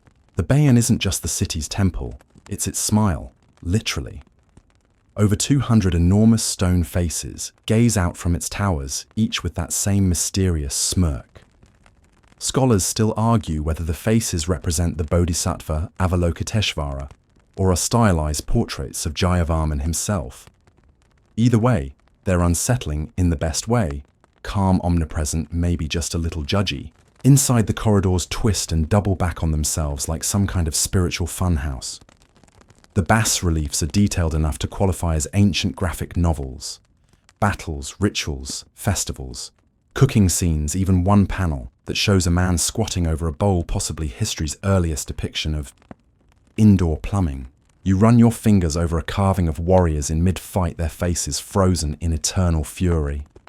One panel even shows what appears to be a Chinese diplomat arriving by boat, complete with a fancy hat. Fringe theorists love this one. Some claim the boat represents lost trade alliances. Others say it's coded evidence of time travel. You prefer the explanation that ancient Khmer artists just had a sense of humor. And here's where it gets stranger. Underneath the Bayon, literally and symbolically, are layers. Archaeologists have found traces of older foundations and strange void spaces that don't seem to serve any clear architectural function. Historians still argue whether these were early structures incorporated into the later design or ceremonial chambers for rituals now lost to time. One theory even suggests a hidden spirit core, a chamber where offerings were once sealed in complete darkness. You step back into daylight, blinking. The Bayon rises behind you, smiling. Still smiling. The air is cooler now. The city stretches around you like a puzzle, missing just enough pieces to be frustrating. You follow one of the old royal roads, still traceable beneath the moss and roots, and pass through what remains of the city's administrative heart. The royal palace is mostly gone. Its wooden structures lost to time, but the stone terraces remain. The Terrace of the Elephants. The Terrace of the Leper King. Yes, the names are dramatic, and yes, they're also confusing. The Terrace of the Elephants is a raised platform decorated with, you guessed it, elephants. Trunks, curled mid-step riders, poised with spears, all carved with the kind of detail that suggests the artist really liked pachyderms. It's believed to have been used for public ceremonies, parades, military inspections, dramatic reveals of the king wearing enough gold to blind a small crowd. The Terrace of the Leper King sits just north of that. It features a statue once thought to depict a Khmer king afflicted with leprosy. But here's the twist, it might not be a king at all. Some scholars believe it's a representation of Yama, the god of death, who in some traditions is portrayed with a mottled or decaying appearance. Others suggest the name Leper King comes from the statue's surface discoloration rather than any real disease. Either way, historians still argue whether it's a misnamed monument, a throne of judgment, or a quirky ancient joke that went too far. As twilight thickens, you stand high on the terrace and look out over the empty plaza. Once this would have been filled with dancers, elephants, banners, trumpets. Now it's just frogs croaking somewhere off to the left, and the smell of damp earth rising like a memory. The strangest thing about Angkor Thom is how complete it still feels, even in its ruin. Even with whole buildings missing statues, headless inscriptions worn down to whispers, it radiates structure. Purpose. Like you could live here if you just swept out a few halls and stocked the place with mosquito repellent and snacks. But beneath that structure lies a mystery. Why did the city fall? Why did the great capital fade into the jungle? Climate change shifting river routes. Overextension of the empire. Historians still argue over whether it was a single blow or death by 1,000 droughts. There's even evidence of sudden water infrastructure failures. Reservoirs left dry canals choked by sediment. For a society so dependent on its hydraulic engineering, it might have been the equivalent of the Wi-Fi going out forever. You walk the outer wall as the last light fades. The moat is still there, its water black, and still is a secret. On the far shore, fireflies blink lazily through the trees. There's no one else around now. Just you, the frogs, the fireflies, and the city. A city that doesn't feel abandoned. It feels asleep, like something waiting to be remembered. You stop hand resting on the warm stone of the outer gate, and you wonder how many people looked out from this spot before you. Did they know it would end? Did they sense the quiet creeping in? Or were they too busy living to notice the shadows growing longer? By now you're probably feeling the weight of it all, not just the sweat-drenched shirt or the endless kilometers of temple hopping, but the sheer density of history you've wandered through. Brick and sandstone gods and kings, mud and incense. And yet the Khmer story has one more ghost to show you. A city that stood tall even as the world shifted around it. One that whispered its legacy through art war and the precise architecture of power Long Vec. It's almost comical, really. Long Vec doesn't have the drama of Angkor Thom, nor the jungle-wrapped mystique of Beng Mealea. It doesn't sprawl across satellite images like a sleeping giant. In fact, if you were to ask a local in Phnom Penh today about Long Vec, they might pause, blink and reply the road or the city, which is both fair and kind of tragic. But you've got your history hat firmly on now, and you're heading west from Phnom Penh, rolling through gentle green hills and rice fields. Everything feels quieter here. More recent, which relatively speaking it is, because Long Vec wasn't ancient in the way Angkor was ancient. It was what came next. The rebound city, the try-again capital after Angkor fell hard and fast to Siamese invaders in the 15th century. It was King Angkor Wat in the 1520s who said, "All right, new plan." He set up shop here along the banks of the Tonle Sap River, and from this spot, Khmer leadership tried to stitch the fragments of empire back together. You approach what's left, though. What's left is generous. There's no towering temple gate to greet you, no Naga balustrade, just the memory of streets and fortresses, and a few crumbling walls poking up like the last pages of a forgotten book. Still, if you listen carefully, it talks. The site's elevated position on a bend of the Tonle Sap River gave it natural defensive strength, and Long Vec soon became more than just a fallback. It was a trade capital. Foreign envoys came here. Portuguese, Spanish, Japanese. It was cosmopolitan before it was fashionable. Khmer court records mention gunpowder cannons, even diplomatic letters written in European languages. Mainstream fact time, Long Vec served as Cambodia's capital from roughly the 1520s until 1594, when it fell to the Siamese again. During this period, it was a center of Theravada Buddhist learning and attracted international attention as a cultural and economic hub. It marked the transition of Cambodia from a Hindu-Buddhist empire of divine kings to a more Buddhist-influenced decentralized kingdom. And with that shift came changes in the architecture.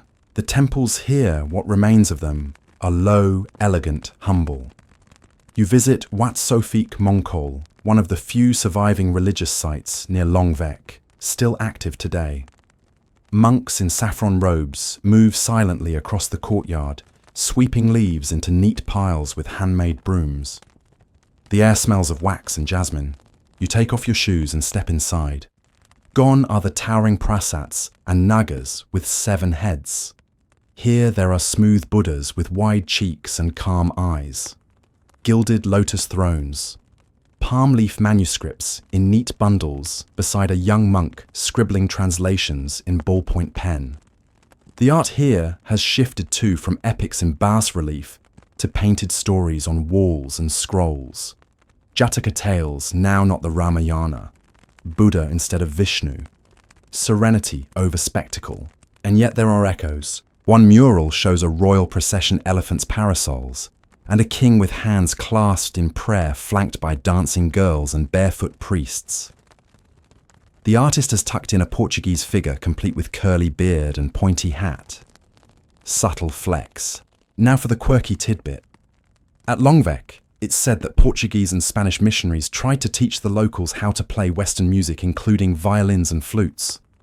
The Khmer, not especially into Baroque chamber music, allegedly adapted the instruments to local melodies, creating a sort of Cambodian Portuguese fusion sound. No recordings exist, of course, but wouldn't you give anything to hear what a 16th century Khmer remix of Greensleeves might sound like? The sad irony. Despite this cultural flowering, Longvek never had the strength to resist Siamese expansion forever. In 1594, it fell again, violently. Thai forces took the city, plundered the royal archives, and carried off the Khmer elite. One of those taken was a young royal named Ponhayat, who would later return to rebuild. But by then, Longvek's moment had passed. The old city was never fully reoccupied. The swamp crept back in. The bricks were quarried and reused. Trees punched holes through the memory of grandeur. Longvek, like so many Khmer cities, slipped back into the earth. Historians still argue whether Longvek's fall marked the end of the classical Khmer state, or just another pivot in a very long story. Some say it was the true twilight of Cambodia's golden age. Others argue that it was just a necessary intermission before the next act began. And then there are those who insist that Longvek was never meant to be permanent, a stepping stone, a recovery point, like a historical band-aid with really stylish court music. You step away from the Wat and follow a trail that leads to a low ridge above the river. From up here, the Tonle Sap stretches wide, muddy, eternal. Fishermen's boats move across the surface like insects skating across tea. You can just make out where the old palace foundations once stood, or at least where they're supposed to have stood. There's very little left above ground. But underground, maybe just maybe, there are still secrets. Some locals whisper that buried beneath the Longvek plain are chambers lined with palm leaf manuscripts, sealed away during the final Siamese assault. A royal library entombed in clay. Scholars debate it, of course.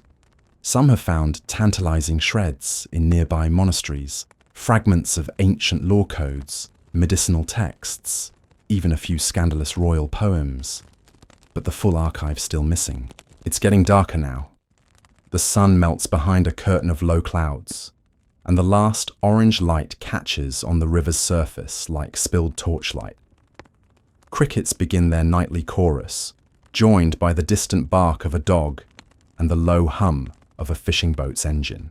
You sit on the edge of the ridge and imagine the city as it was, merchant ships docked along the riverbank, monks debating karma and courtship rituals under banyan trees, kings receiving letters from Macau or Goa.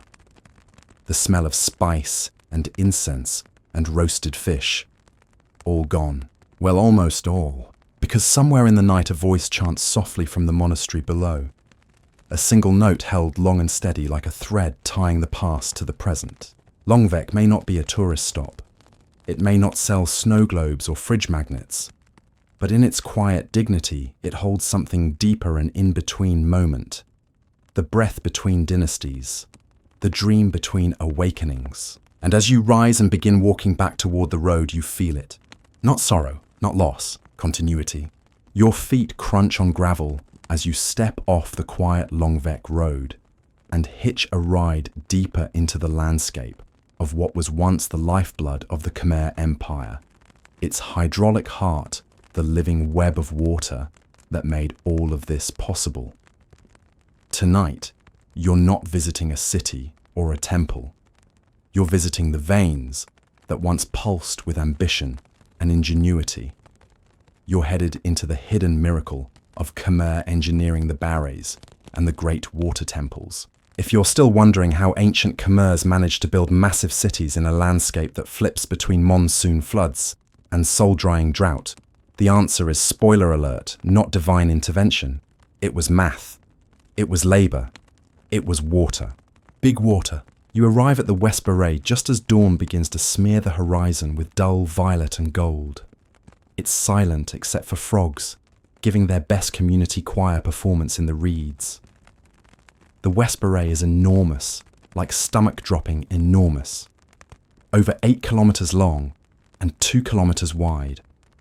That's not a reservoir, that's a man-made lake, the size of a small city, dug with what were essentially glorified spoons. Mainstream historical fact. The West Baray is one of the largest hand-dug reservoirs of the ancient world. Built during the 11th century under King Suryavarman I, or possibly Udayaditya Varman II. Historians still argue whether construction began under one and was completed by the other. It helped regulate floodwaters and store monsoon rain for use in dry seasons. This wasn't just a drinking water supply, it powered agriculture, dictated planting seasons, and supported a population of hundreds of thousands. Think of it as a 1,000-year-old Excel spreadsheet for rice. You sit by the edge watching light crawl across the water. It's peaceful now, but picture it bustling workers hauling soil, supervisors yelling over the clank of tools, elephants dragging logs through waist-deep muck. Fringe theory time. Some believe the Barrays had spiritual significance beyond utility, that their placement, shape and orientation formed a cosmic map reflecting the heavens in water. Sacred geometry meets ancient hydrology. Bonus points if you can find Orion's belt in your irrigation diagram. And then there's the Mebon. At the center of many of these Barrays, especially the East and West Barrays, sits a temple on a small island. The West Mebon, once accessible only by boat, still perches mid-lake like a solitary monk. You take a slow ride out to it, the long-tail boat sputtering softly as you cut across the still surface. In ancient times, this would have been a ceremonial destination, not unlike heading out to a shrine by gondola. The West Mebon is modest low stone walls, time-worn lions, fragments of once grand carvings. But what was inside a colossal reclining bronze statue of Vishnu, said to have been over 6 meters long? That's right, bronze, in a temple, on a lake. The pieces were recovered and reassembled in the 1930s, now residing safely in the National Museum in Phnom Penh. But even in ruins, you can feel its scale. Standing where it once lay, you picture the water lapping at the temple's steps, the bronze glinting under 1,000 oil lamps. A sleeping god afloat on a sleeping city. Of course, water wasn't just for display. You shift now from the Barrays to the canals, hundreds of kilometers of engineered waterways, sluices and channels designed to move water from the Kulen Mountains into the heart of the empire. These were no dinky backyard aqueducts. They were precision systems with elevation grades so fine it would make your modern civil engineer weep. You hike along one of the old routes, now the embankment half lost under forest and farming fields, but still solid enough to hold your weight. Imagine it, full water rushing past in a controlled torrent, feeding rice paddies, bathing temple tanks, turning the land into a grid of green. In your mind, you're already at the Temple of Neek Peen. This place is different. Not grand, not towering, but odd. Magical in a quiet, medical kind of way. You cross a narrow wooden walkway toward the central island, which sits in a square pool surrounded by 4 smaller satellite basins. It looks almost like a sacred spa resort from a lost civilization. Why? Because it kind of was. Mainstream history check. Neek Peen was built in the late 12th century, under, you guessed it, Jayavarman VII.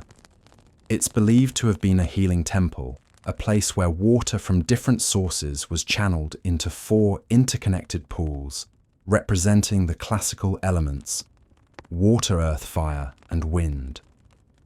Devotees would bathe in specific pools for specific ailments, like a medieval WebMD, with way more incense, and the name Neek Peen means entwined serpents, referring to the Naga sculptures coiling around the base of the central tower. Serpents again. Can't get away from those guys. Symbol of protection, life rebirth, also occasionally used as cosmic plumbing decor. You sit on the edge of one of the pools, dipping your fingers into water that once passed through sacred stone spouts, carved with the heads of animals, a horse, an elephant, a lion, and a human, each representing a different cardinal direction. Ancient feng shui with a Khmer twist. Here's a lovely fringe tidbit. Some scholars believe the layout of Neak Pean is a symbolic replica of Lake Anavatapta, a mythical lake in the Himalayas believed in Buddhist cosmology to be the source of all the world's rivers. That would make Neak Pean less a hospital and more a portal to spiritual geography. A one-stop cleansing station between this life and the next. The sun is high now. Dragonflies dart above the water. You close your eyes and try to imagine what it felt like to come here sick or broken or desperate to step into the pool and believe not in science, not in logic, but in the pure alchemy of water and faith. And maybe to leave feeling a little lighter. You climb out, retracing your path across the walkway, the wood creaking softly beneath your weight. In the distance, you see a reservoir beyond the trees, another bare, another piece of the system. The Khmer didn't just build cities. They built a civilization that flowed, and then it all dried up. Literally. One of the greatest hydraulic civilizations in human history gradually lost its grip on the water that sustained it. Climate data from tree rings and sediment cores suggests a cycle of devastating droughts followed by floods.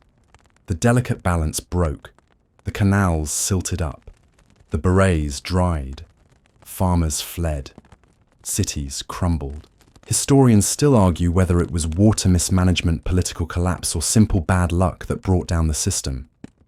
Maybe it was all three. Maybe the gods got tired of the spreadsheet.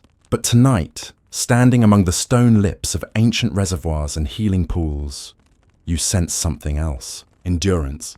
Because here's the thing. The berets still catch rain. The canals still shape the land. The temples may crumble, but the Khmer relationship with water, sacred, practical, poetic, still runs just below the surface. You trail your hand through the reeds.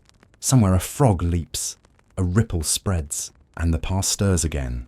You leave the reflective hush of Neak Pean behind, brushing wet leaves from your clothes, and squinting at the path ahead. Tonight's journey shifts again, from the shimmering logic of berets and canals to the quiet ruins barely holding their form, the unsung, the eroded, the nearly lost. Welcome to the Outer Rim. Welcome to the forgotten frontier temples of the Khmer Empire. These weren't built to dazzle tourists or immortalize kings. They were checkpoints, trade hubs, regional cult centers, built far from Angkor's marble heart. If Angkor Wat was the crown, these were the bootstraps. And yes, you're trekking into them with one dry granola bar left in your pack and a questionable sense of direction. Excellent. You ride a bumping ox cart trail heading east where jungle fingers creep through broken stones. The guide gestures toward a hill barely visible beyond a copse of trees, Phnom Chisor. You climb it slowly. 365 steps, one for each day of a year, you're likely to rethink about halfway up. The stones beneath your feet are uneven, eroded, and possibly cursed by one of the 3 snakes you stepped over earlier. But the view worth it. Mainstream historical moment Phnom Chisor was built in the early 11th century under King Suryavarman and one of the great consolidators of the Khmer Empire. It functioned as a Hindu temple dedicated to Shiva and Vishnu, and its strategic location atop a mountain gave it both symbolic and defensive power. Temples like this weren't just for worship, they were territorial flags, divine real estate. You reach the top and breathe in thick jungle air as you wander the compact temple grounds. The towers are modest, worn by time and monsoon, but they hum. Not loudly, but with that subtle ancient frequency like a vinyl record spinning quietly in the next room. One wall features a barely visible bas-relief of Shiva, holding a trident, his posture regal but relaxed, as if even he knows how out of the way this place is. And here's a fun fringe fact. There's evidence the temple was designed with astronomical precision.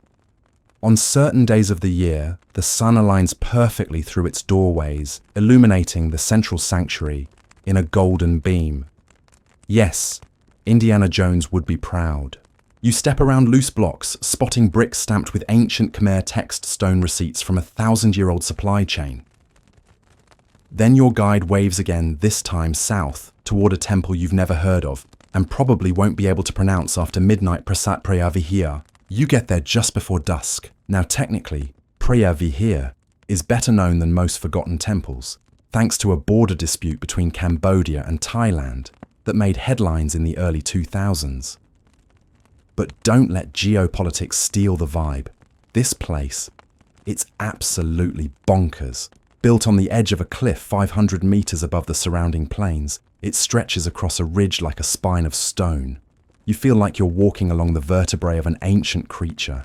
Mainstream historical nugget, Preah Vihear was constructed over several centuries with major additions by Kings Suryavarman, Bafern and the Phu II. Dedicated to Shiva, it features 5 gopuras entrance towers, each more elaborate than the last, leading to a central sanctuary that clings to the edge of the cliff. It was as much a spiritual outpost as a military one, looking down across the Khmer frontier like a stone sentinel. The architecture here isn't about vertical grandeur, it's horizontal procession. You walk through hall after hall, each framed by perfectly straight corridors, the sunlight catching on lintels carved with celestial battles and garlands. The wind whistles through open archways. Somewhere a bird calls sharp and distant. You reach the cliff's edge and look down Cambodia stretching out like a sun-baked blanket. Rice paddies dirt roads the curve of a river. You feel the kind of small that's not uncomfortable, the kind that lets your mind finally go quiet. Fringe tidbit, Time local legend says, Preah Vihear was a place of pilgrimage where prayers could reach heaven faster because of the elevation. You know, less spiritual traffic. You turn back and it hits you how far this place is from Angkor. It wasn't built for tourists or lavish royal ceremonies. It was a doorway, a declaration. Khmer influence extended this far and the gods came with it. But the further you go, the thinner the veil gets. Many of these remote temples are in various stages of collapse, not from age alone, but from centuries of being forgotten, looted or buried by jungle. Some were used as bunkers during wars, others just slipped beneath the vines. And so you press on toward Bante Shmar. Unlike the others, this one sprawls. It's like stumbling across a collapsed Gothic cathedral in the middle of a forest. You arrive at dawn again, because frankly that's when the mosquitoes nap, and the air isn't boiling yet. Bante Shmar doesn't rise, it reclines.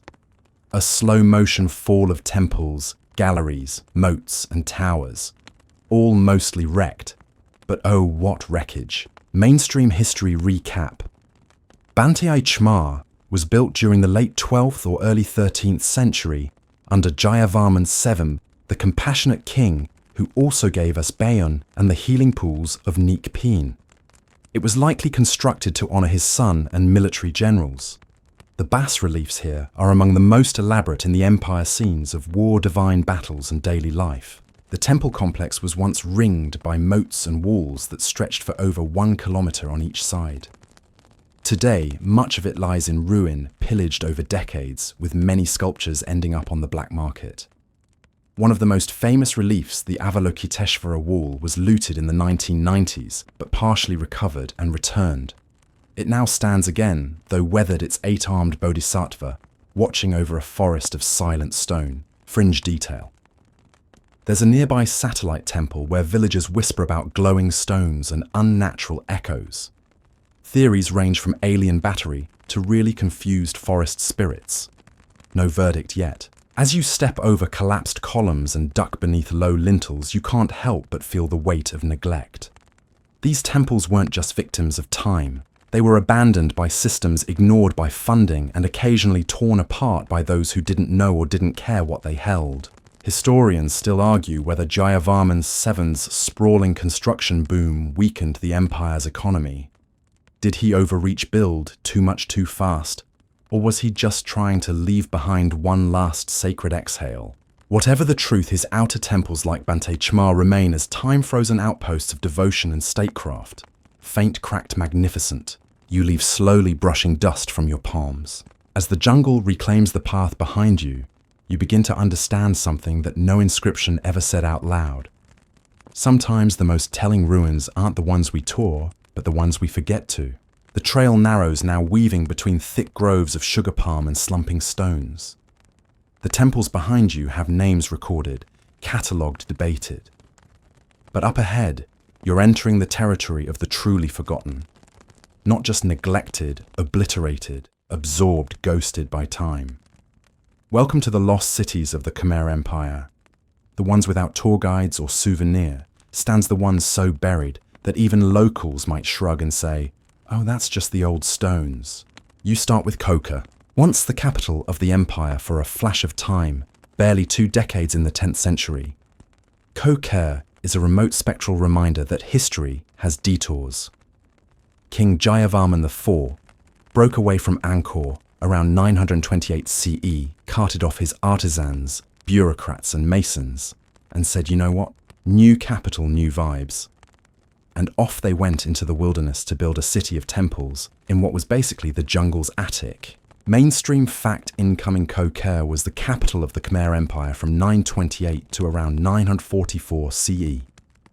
It was a massive construction project that included over 40 temples, the tallest of which, Prasat Tom, is a 30-meter tall sandstone pyramid. Yes, you read that right. A pyramid. In Cambodia. No aliens necessary, just very determined humans with lots of rocks. You stand before it now, squinting up at the steep step structure that rises like a dusty ziggurat. A few brave souls climb the wooden staircase to the top, but you opt to stay below, eyeing the vines curling through broken lintels and the suspiciously large gecko sunning itself on a fallen block. It's quiet. No crowds, just the whisper of leaves and a temple that time almost succeeded in erasing. Here's a curious tidbit. Khokha's brief reign as capital was marked by an unusually aggressive architectural style, massive guardian statues, intense proportions, bold layouts. It's like the rebellious teenager phase of Khmer city planning. Some scholars speculate that Jayavarman IV was asserting his right to rule not through inscriptions, but through size. My temples are taller than yours, essentially. And then, poof. Power shifted back to Angkor. Khokha was abandoned, the jungle smirked, and down it all went. For centuries it lay mostly untouched, save for a few wandering monks and the occasional archaeologist with bug spray and dreams of rediscovery. But here's where it gets truly forgotten. Because Khokha at least had a name, a timeline, a king, a signature. Further out, beyond the reach of paved roads, lie sites so faint, so swallowed by growth and time, they're not even sure who built them or why. You arrive at one of these, now guided only by a vague marker and a farmer's nod. Prasat Bakan, or Preah Khan of Kampong Svai, is an ancient city, so big it makes Angkor Wat look like a pocket park. It's one of the largest known temple complexes ever built, rivaling even Angkor in scale, yet you've likely never heard of it. Mainstream history whisper Preah Khan of Kampong Svai may have been a major religious and administrative centre during the 11th and 12th centuries. Some historians believe it served as a kind of eastern counterpart to Angkor, a satellite capital or spiritual twin. But no definitive royal inscriptions link it clearly to the timeline. It's like stumbling upon a fully furnished house with no address. The entrance is subtle. A stone bridge half eaten by roots flanked by crumbling Naga balustrades that lean at odd angles like tired dancers. You cross carefully, brushing past butterflies and a cow who clearly runs this place now.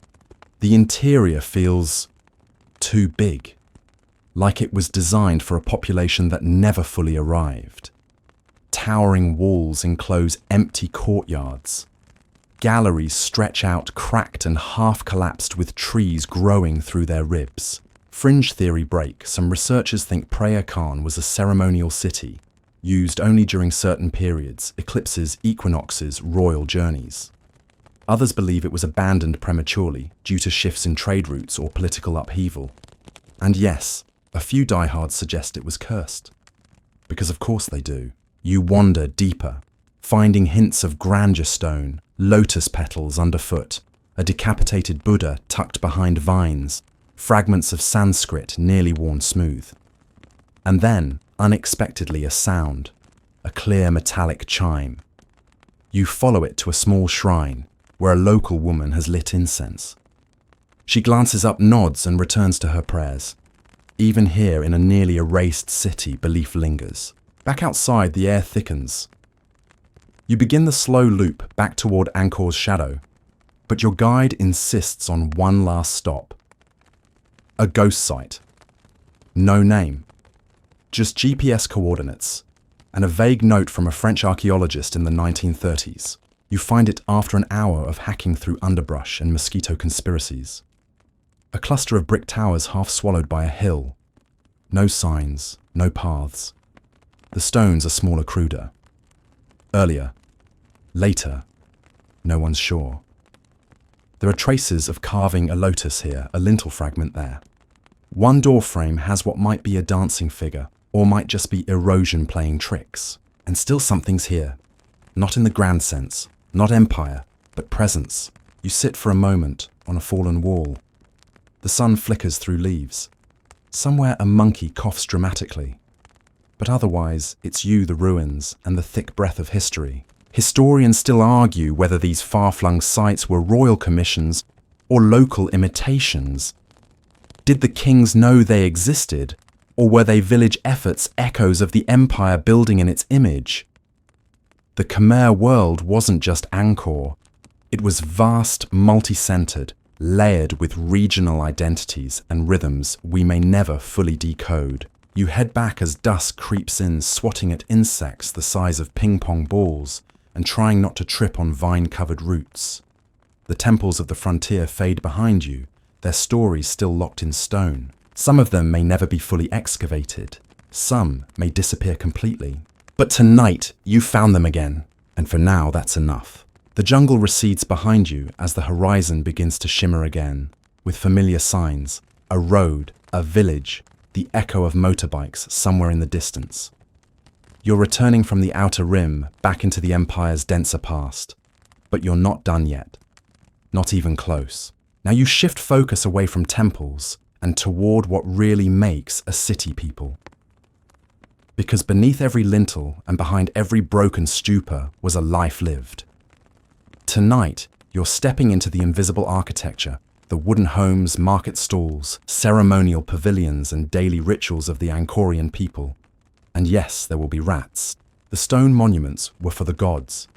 Everything else, bamboo thatch woven mats. All gone now, consumed by weather and time. But not forgotten. You imagine it now an early morning in Angkor Thom, before the sun's full rise.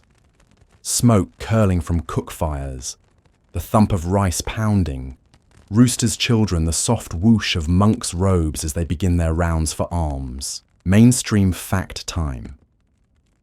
The majority of Angkor's population lived in wooden structures, built along roads, canals, and within the great walled cities like Angkor Thom.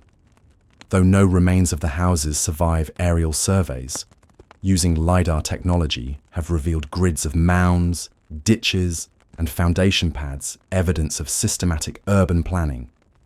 Yes, urban planning. The Angkorians were no chaotic backwater. They designed their cities like spreadsheets, but prettier. As you walk through one such phantom neighborhood, identified only by raised soil, and the occasional pottery shard, you can almost feel it. The shape of domestic life. A sleeping mat here, a corner altar there, a clothesline, probably made from some fiber you couldn't pronounce even if you tried. And here's your fringe fact. For this evening, some homes included hidden underground jars used to store rice, or perhaps according to local law, to hide small valuables and sacred items. One dig even unearthed what seemed to be a children's game board etched into the floor. That's right, Khmer monopoly, minus the capitalism. The homes themselves were likely raised on stilts to protect from flooding and snakes. The good kind of snakes, if that's even a thing. You imagine ducking beneath one now, eyes catching on woven baskets, drying chilies, maybe a grandmother with silver hair and a fan that's been working overtime since sunrise. And markets everywhere. These weren't weekend pop-ups. They were permanent fixtures. Bustling clusters of wooden stalls selling rice fish beetle nuts, palm sugar silks, bronze trinkets, and fermented things in jars that might make you rethink lunch. You pass through one of these imagined markets now, mud underfoot children weaving through baskets, the smell of tamarind and wood smoke in the air. A vendor hands you a grilled frog on a stick, and you take it out of politeness, pretending not to notice its expression. The locals talk trade barter. Currency existed, but much of Angkor's economy functioned on goods-for-goods exchange. A pot of salt fish for a sack of rice, a bolt of fabric for labour. There's a rhythm here, cyclical, daily, sacred and profane blending together like incense in the breeze. Just beyond the market, a neighbourhood water tank fills with morning chatter as women wash clothes and children splash using a gourd like a bucket. Someone's playing a bamboo flute from a rooftop. The music's light twirling like smoke, until a dog starts howling along and ruins the moment. Classic, and work plenty of it. While grand construction projects like Angkor Wat required huge teams of labourers, artisans and engineers' daily life buzzed with smaller tasks, ploughing rice fields, weaving mats, carving tools, brewing sticky rice beer. Specialised craftspeople, bronze casters, potters' scribes likely lived near their workshops, producing goods for local use and regional trade. Historians still argue whether most Angkorian citizens were free peasants or semi-bound labourers tied to the temples or the state. Some inscriptions suggest a form of corvée labour, state-mandated service, while others point to hereditary professions and a more stratified social order. Either way, life was busy and days were long, but not joyless. You drift into a domestic scene, now peeking into an open-air kitchen.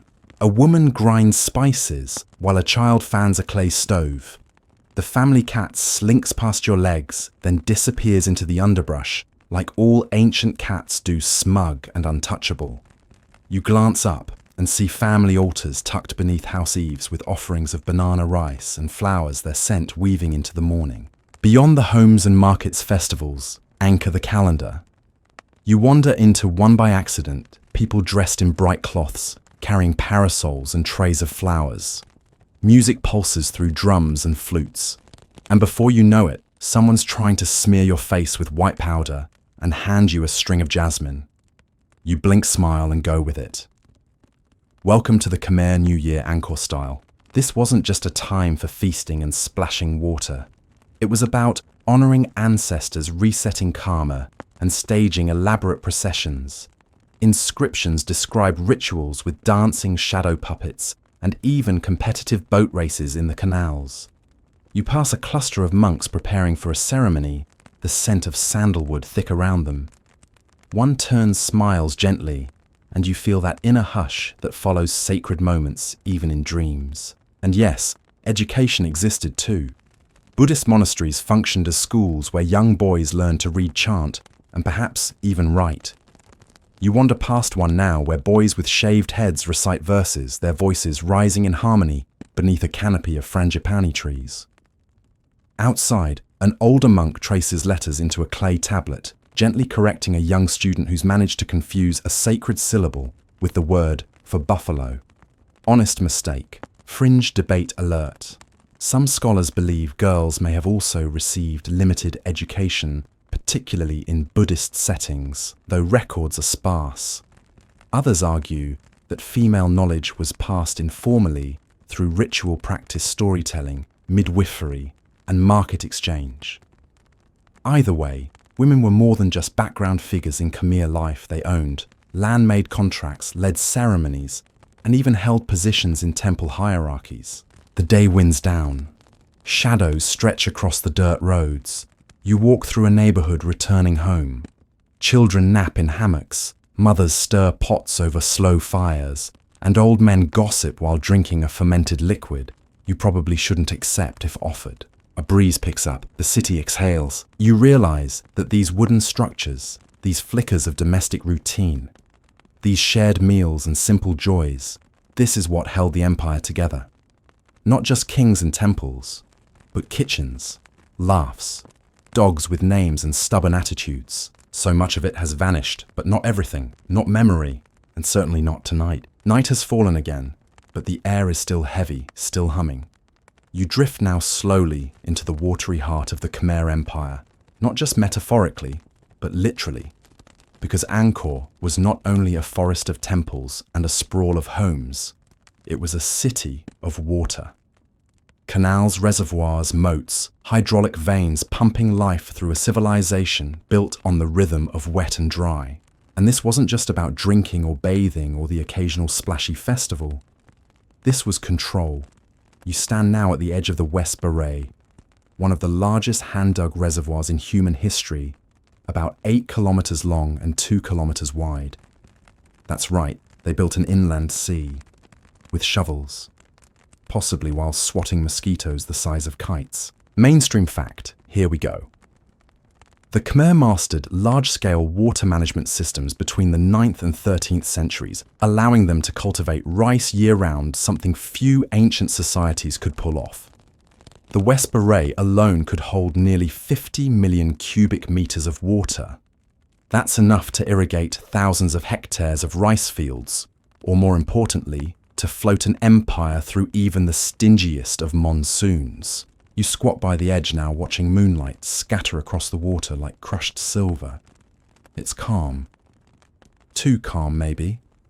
A frog croaks somewhere, sounding far too smug. You chuckle and step away from the bank before something decides your toes are snack-worthy. The canals and barays, massive reservoirs, weren't just utilitarian. They were also spiritual. Many were aligned with cardinal directions, mimicking the cosmic ocean that surrounds Mount Meru in Hindu cosmology. The king wasn't just keeping rice fields wet, he was sustaining cosmic balance. No pressure, right? Here's your quirky angle. Recent studies suggest these systems were so sophisticated that some of the canals may have had sluice gates and sediment traps. It wasn't just digging ditches, it was engineering. The Angkorians knew how to slow water, redirect it, hold it, release it. And if that sounds a bit like sorcery, well, it kind of was. The king's divine power was expressed through his ability to command the sky and tame the floods. Now walk with me along an ancient canal overgrown with vines and whispering reeds. It bends, turns, disappears into jungle, then reappears on old maps like a ghost. You follow it, marveling at the embankment still solid, after centuries still holding shape. Occasionally, you spot laterite markers, or stone linings remnants of maintenance long abandoned. It's hypnotic, this walking. Water murmurs nearby. Insects chirp in stereo. You try to imagine the labour force behind this, thousands of workers digging, stacking, hauling. No modern machinery, just humans' determination, and probably some very impressive calluses. Fringe theory time. Some scholars believe that as the empire grew, its water system became not just a tool for farming, but a tool for power. Control the water, control the people. One historian even floated the idea, pun, entirely intended that the redistribution of water might have been used to favour temples loyal to the king or punish dissenting nobles. The original utility mafia Khmer style. You step now onto a stone bridge, mostly intact, spanning what was once a vibrant waterway. It would have been busy wooden boats slipping through like whispers, farmers ferrying crops, monks crossing to temples, traders bringing goods in from far provinces. Today, it's silent. The canal is dry, choked with grass, and the occasional abandoned sandal. You try not to wonder how it got there. Then just ahead, The eastern horizon glows faintly, just the faintest reflection caught in a reservoir. You arrive at the East Beret, once the twin of its western counterpart, now partially filled in, partially reflooded, partially wild. The temple of East Mebon rises from its center like a stone lotus on a drying pond. You picture it then, centuries ago, priests gliding across the water in ceremonial boats, incense trailing behind the reservoir, shimmering with devotion and irrigation alike. Religion and infrastructure, same team. Historians still argue whether the water system ultimately saved or doomed Angkor. One camp claims that drought and flood cycles worsened by environmental strain, and deforestation overwhelmed the system. Another suggests that the system worked fine, but political instability and declining central power led to its abandonment. Either way, water that once gave life became an enemy too large to contain. You stumble across an old spillway overgrown but majestic, its stonework still visible beneath vines and thyme. It looks like a forgotten viaduct, or the ribcage of some long-extinct river god. You step onto it, balancing carefully. Below, the trickle of water continues defiantly eternal. Pause here a moment. Let it sink in how much of Angkor's might came not from conquest, but from understanding the pulse of nature. They didn't just build temples, they reshaped ecosystems.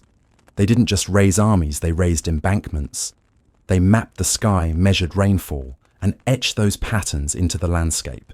The Khmer didn't just worship water, they wielded it. Until they couldn't, you make your way back toward a modern rice paddy, where water still laps at the edges, where farmers still tend their fields much the same way. Buffaloes chew lazily nearby. A boy throws a net into a shallow pond and grins at you like you're the stranger from a dream. Maybe you are. One last whisper. In recent years, as climate scientists dig into tree rings and sediment cores, they've begun to understand just how dramatic the region's ancient droughts and deluges were. The Khmer weren't undone by a single event. It was a slow unraveling, a climate shift here, a failed harvest there, a system stretched past repair, not dramatic collapse, just quiet breakdown, like a leaky pipe left unfixed for too long, and yet much of it remains. You pass a roadside shrine where local villagers still offer coconuts and incense to Neek Tar, the guardian spirits of the land and water. The gods are smaller now, closer, but still honored. The water channels may be dry, the canals may be cracked, but the soul of the system trickles on, and tonight so do you. The road curls again deeper into the overgrowth, and your steps slow. You've seen temples rise from ponds and markets vanish into earth. You've traced phantom houses and walked the length of dry canals. But now you're hunting something slipperier. Something harder to touch but woven into everything you've seen. Power. You reach a rise, the canopy breaks, and there it is, the palatial core of Angkor Thom. The royal palace once stood here, a vast wooden complex now gone, of course. All that remains are outlines and fragments, sandstone steps, crumbling platforms, the whisper of grandeur. This was where kings schemed, ruled, married, prayed, and occasionally executed people with dramatic flair. But don't worry, we're not sticking around for the scary bits. Tonight you're stepping into the Khmer elite world, the political power structures, royal rituals, noble courts, and the palace intrigues that would make a soap opera writer blush. Because while the temples held the gods, this place held the mortals who tried to play God. Mainstream fact to anchor you. The Khmer Empire operated under a divine kingship model, where the king, often referred to as the Devaraja or God King, was not just a ruler, but a living embodiment of divine power. His legitimacy rested on religious rites and cosmic alignment, not ballots or popularity polls. You didn't just complain about the king, you prayed to him. Awkward if he had a bad haircut. Here's the scene: courtiers in layered silks shuffle past murmuring greetings. Foreign envoys from Java or even far-off China wait their turn, gifts in hand. There's music, metallic and melodic, from a royal ensemble hidden behind a carved screen. You pass through a gate guarded by fierce stone lions and nod at a scribe bent over a palm leaf manuscript. The palace complex would have been buzzing ornate alive. And then there's the king, Jayavarman VII. The empire's most famous ruler stares at you from a time-lost throne. Or maybe it's Suryavarman II, the architect of Angkor, Wat fingers stained with ink and temple dust. Or maybe it's Yasovarman I still proud from founding Angkor in the first place, flexing in the mirror like, yeah, I made that hill over there sacred. The palace was more than a home, it was a theatre of control. The king held audiences, issued decrees, brokered alliances, and supervised temple construction like a CEO with really, really high expectations. And yet all of it was made from wood, no stone. Because stone was for the gods. The king's house had to be mortal lavish, yes, but ultimately impermanent. Now for your quirky tidbit, there are inscriptions suggesting that palace elephants were given honorary ranks, titles like General of the Southern Court or Warden of the Rice Stores. Yes, elephants with job titles. Somewhere a Mayhout was probably grumbling about how his elephant had a better promotion track than he did. You pass a long causeway, now lined with broken Naga balustrades, serpents, that once marked the royal path. You can almost hear the shuffle of feet as an important ceremony takes place, a coronation perhaps, or a celestial marriage ritual linking the king to the goddess Uma. Torches flicker, priests chant, a conch shell sounds and the crowd kneels. You kneel too when in Angkor, after all. Historians still argue whether these divine associations were genuinely spiritual or politically calculated. Some claim the god-king cult evolved from Indian ideas brought by early Khmer rulers to consolidate power. Others believe it was a deeply rooted cultural phenomenon, fusing indigenous animism with imported Hindu-Buddhist theology. Either way, it worked for a while. Inside the palace, women held real power too. Queen Indradevi, for example, was a poet, a scholar, and a key figure in religious and state affairs. She's often overshadowed by her husband Jayavarman VII, but you catch a glimpse of her now, quill in hand, correcting a manuscript as a courtier nervously shifts from foot to foot nearby. Who ran the world well? Occasionally, Indradevi. You turn a corner and find yourself in the audience hall, a raised platform flanked by weather-worn columns. This is where proclamations would have echoed, where regional governors called mandarins came to bow, complain, request tax reductions, and bring tribute silks, ivory pepper, or maybe just really enthusiastic flattery. There's a throne here. The wood is long gone, but the foundation stones remain. You sit on it just for a second. It's oddly uncomfortable. Power, it seems, is bad for your posture. And what about spies? Oh yes, they had those too. Some inscriptions refer to internal surveillance and political rivalries, especially during moments of dynastic transition. Imagine shadowy agents slinking through temple corridors, eavesdropping on rebellious governors, and reporting back to the king via palm leaf notes that probably self-destructed in monsoon season.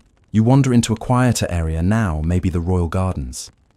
The air changes, cooler, more fragrant. Someone once grew medicinal herbs here, shaded by fruit trees and wrapped in the buzz of palace bees. The royal physician may be collecting roots while avoiding glances from concubines who knew way too much court gossip. That's another layer of palace life romance and intrigue. With multiple wives, concubines, and court attendants, the emotional complexity in this place could rival any high school drama. You imagine whispered jealousy, secret rendezvous, a jealous nobleman throwing shade via coded poetry. Subtlety was the weapon of choice. And yet, amid all this power and performance, there was also vulnerability. The palace had to be rebuilt multiple times. Fires swept through. Enemies breached the walls. The throne changed hands, sometimes peacefully, sometimes less so. You pass a burned section, now charred laterite blocks and melted roof tiles, the ghosts of a forgotten coup. Fringe theory time.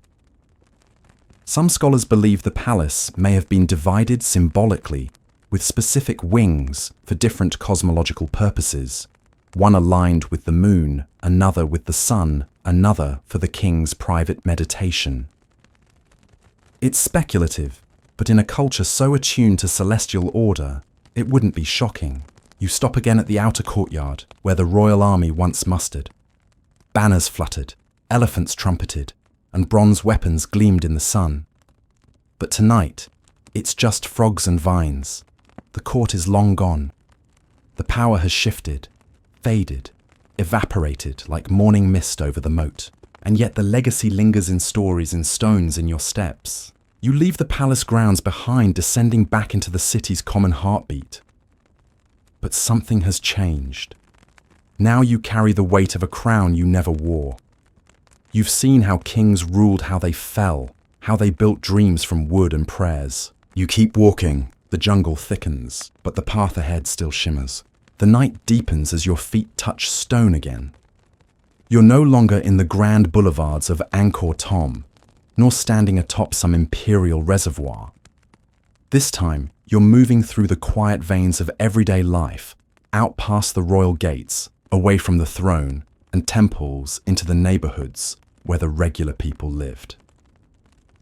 Because for every god king with a personal elephant valet, there were thousands of ordinary Khmer carving out their lives beneath the vast canopy. You slip down a sandy path. Fireflies blink like lazy pixels. The trees thin. You see low mounds, ancient house platforms. They look like nothing much now, just uneven rises in the earth. But this was once a dense grid of homes. Wooden walls, woven thatch roofs, chickens pecking between stilts. Angkor wasn't just temples and palaces. It was a massive urban sprawl, likely the largest pre-industrial city in the world. Mainstream historical fact. Using laser scanning LiDAR technology, researchers discovered in the 2010s that Angkor was spread over more than 1,000 square kilometers. Thousands of homes, roads, rice fields, and ponds were hidden under centuries of vegetation. And just like that, the idea of Angkor as just a bunch of temples in the jungle got demolished like an old fruit stand. You climb onto a platform, what would have been someone's living room floor. It creaks under your imagination. You picture a family gathered around a flickering oil lamp, a father sharpening a tool, a child watching a snail, a mother telling stories about crocodiles with golden eyes who live in secret rivers beneath the earth. You probably shouldn't check under the platform, just in case she was right. In these neighborhoods, life was structured but simple. Extended families shared space. Wooden ladders connected floors. Underneath the homes, cool shaded storage and sleeping spaces during the hottest seasons. There were no trash bins but pits for waste, and the occasional pig rooting around for snackable leftovers. Now for your quirky fact. In some inscriptions there are references to taxes, not just in grain or labour, but in beeswax. That's right. People could pay taxes in wax, possibly used for lighting sealing documents or in elaborate temple rituals. Somewhere an overworked beekeeper probably muttered, "I did not choose this life chose me." You find a buried jar. Cracked. Empty. Probably once held rice or pickled something you're honestly glad is gone. Then another, this one still sealed. Tempting. But this isn't an Indiana Jones movie, and you're not in the mood for an ancient fermented eel surprise. You leave it be. The people here were artisans, farmers, potters, dancers, servants, monks, bakers, builders, tax collectors, even astrologers. Specialists who kept the city running. Evidence shows that urban zoning existed, certain crafts clustered together. Pottery kilns, brickmakers' tool workshops. Imagine entire blocks ringing with hammers, turning with wheels wafting with the scent of cooked clay and roasted lemongrass.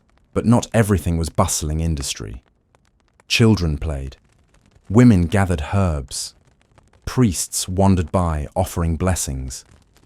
And yes, there were probably nosy neighbours and late-night drama. Did you hear who visited her hut after dark?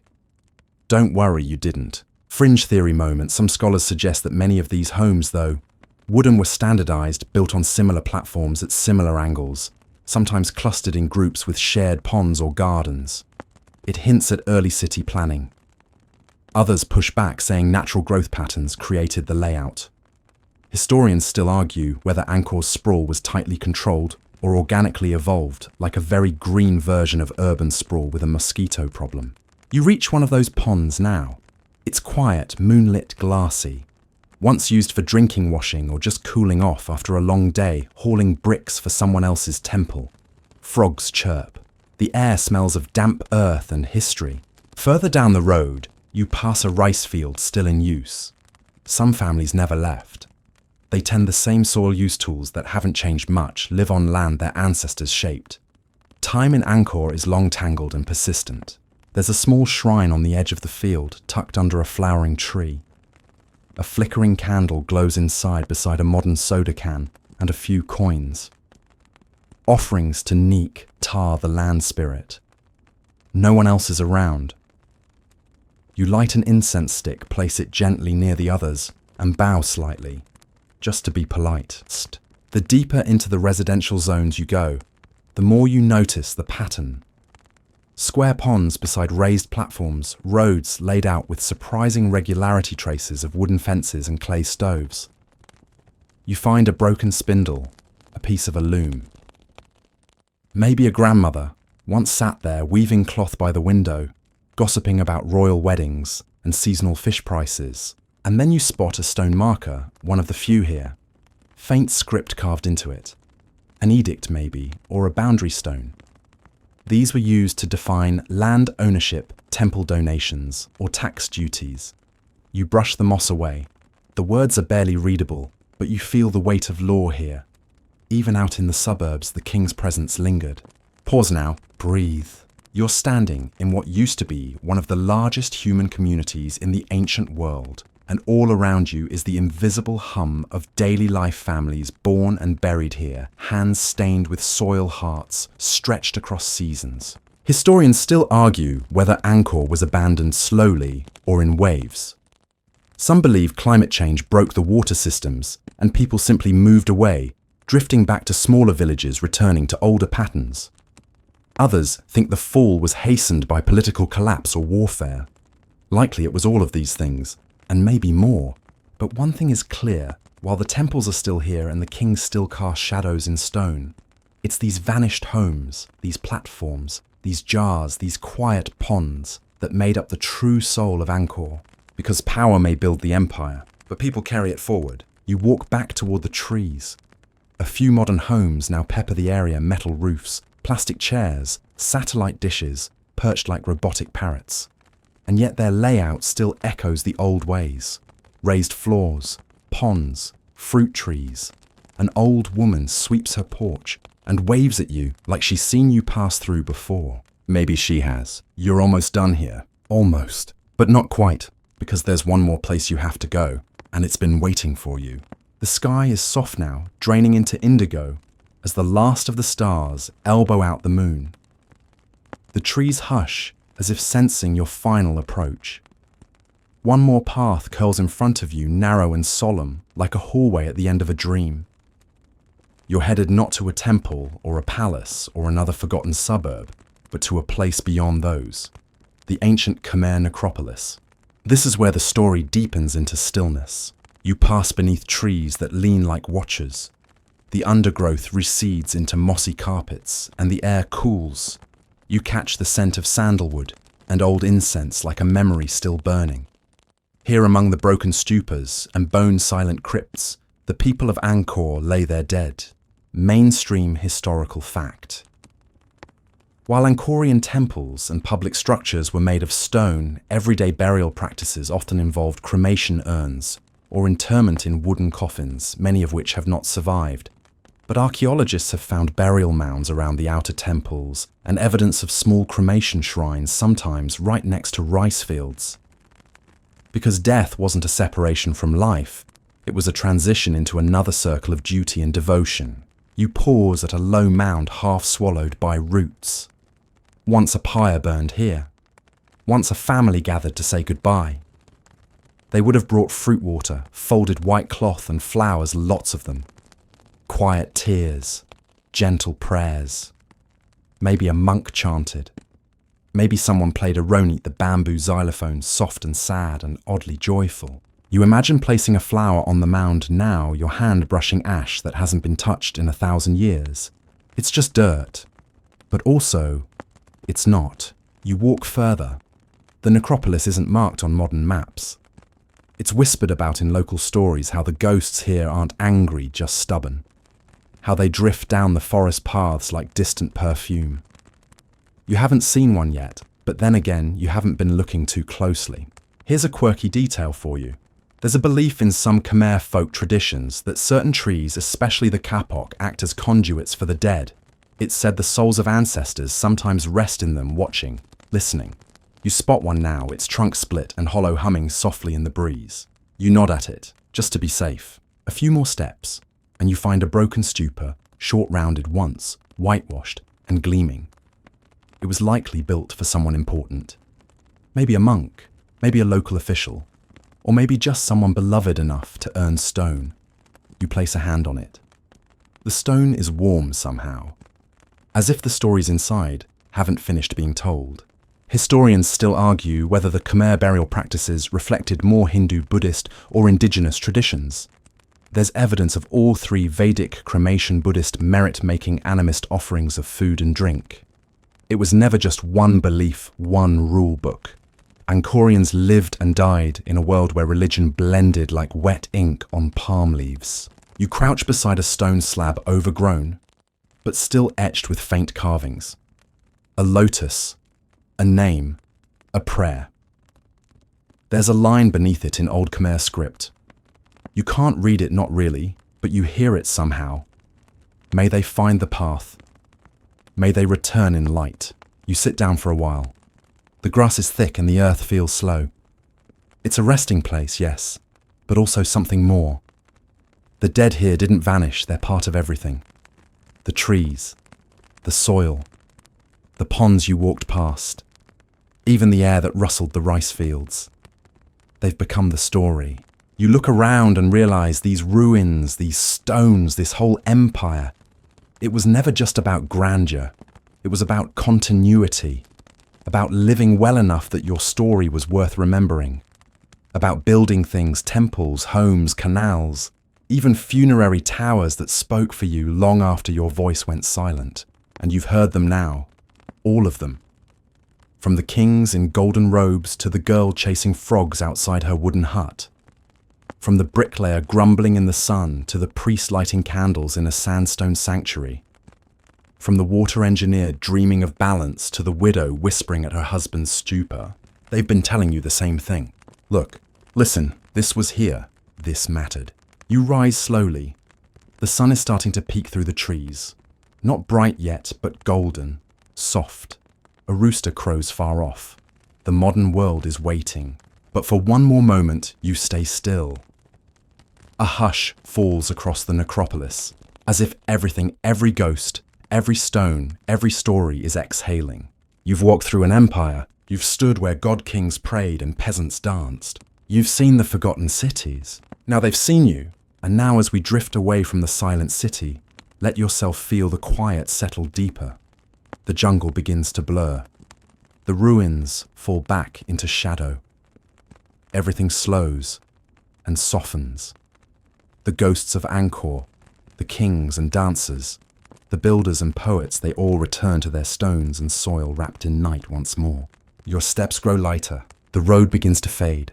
The rustle of leaves becomes a lullaby, low and steady.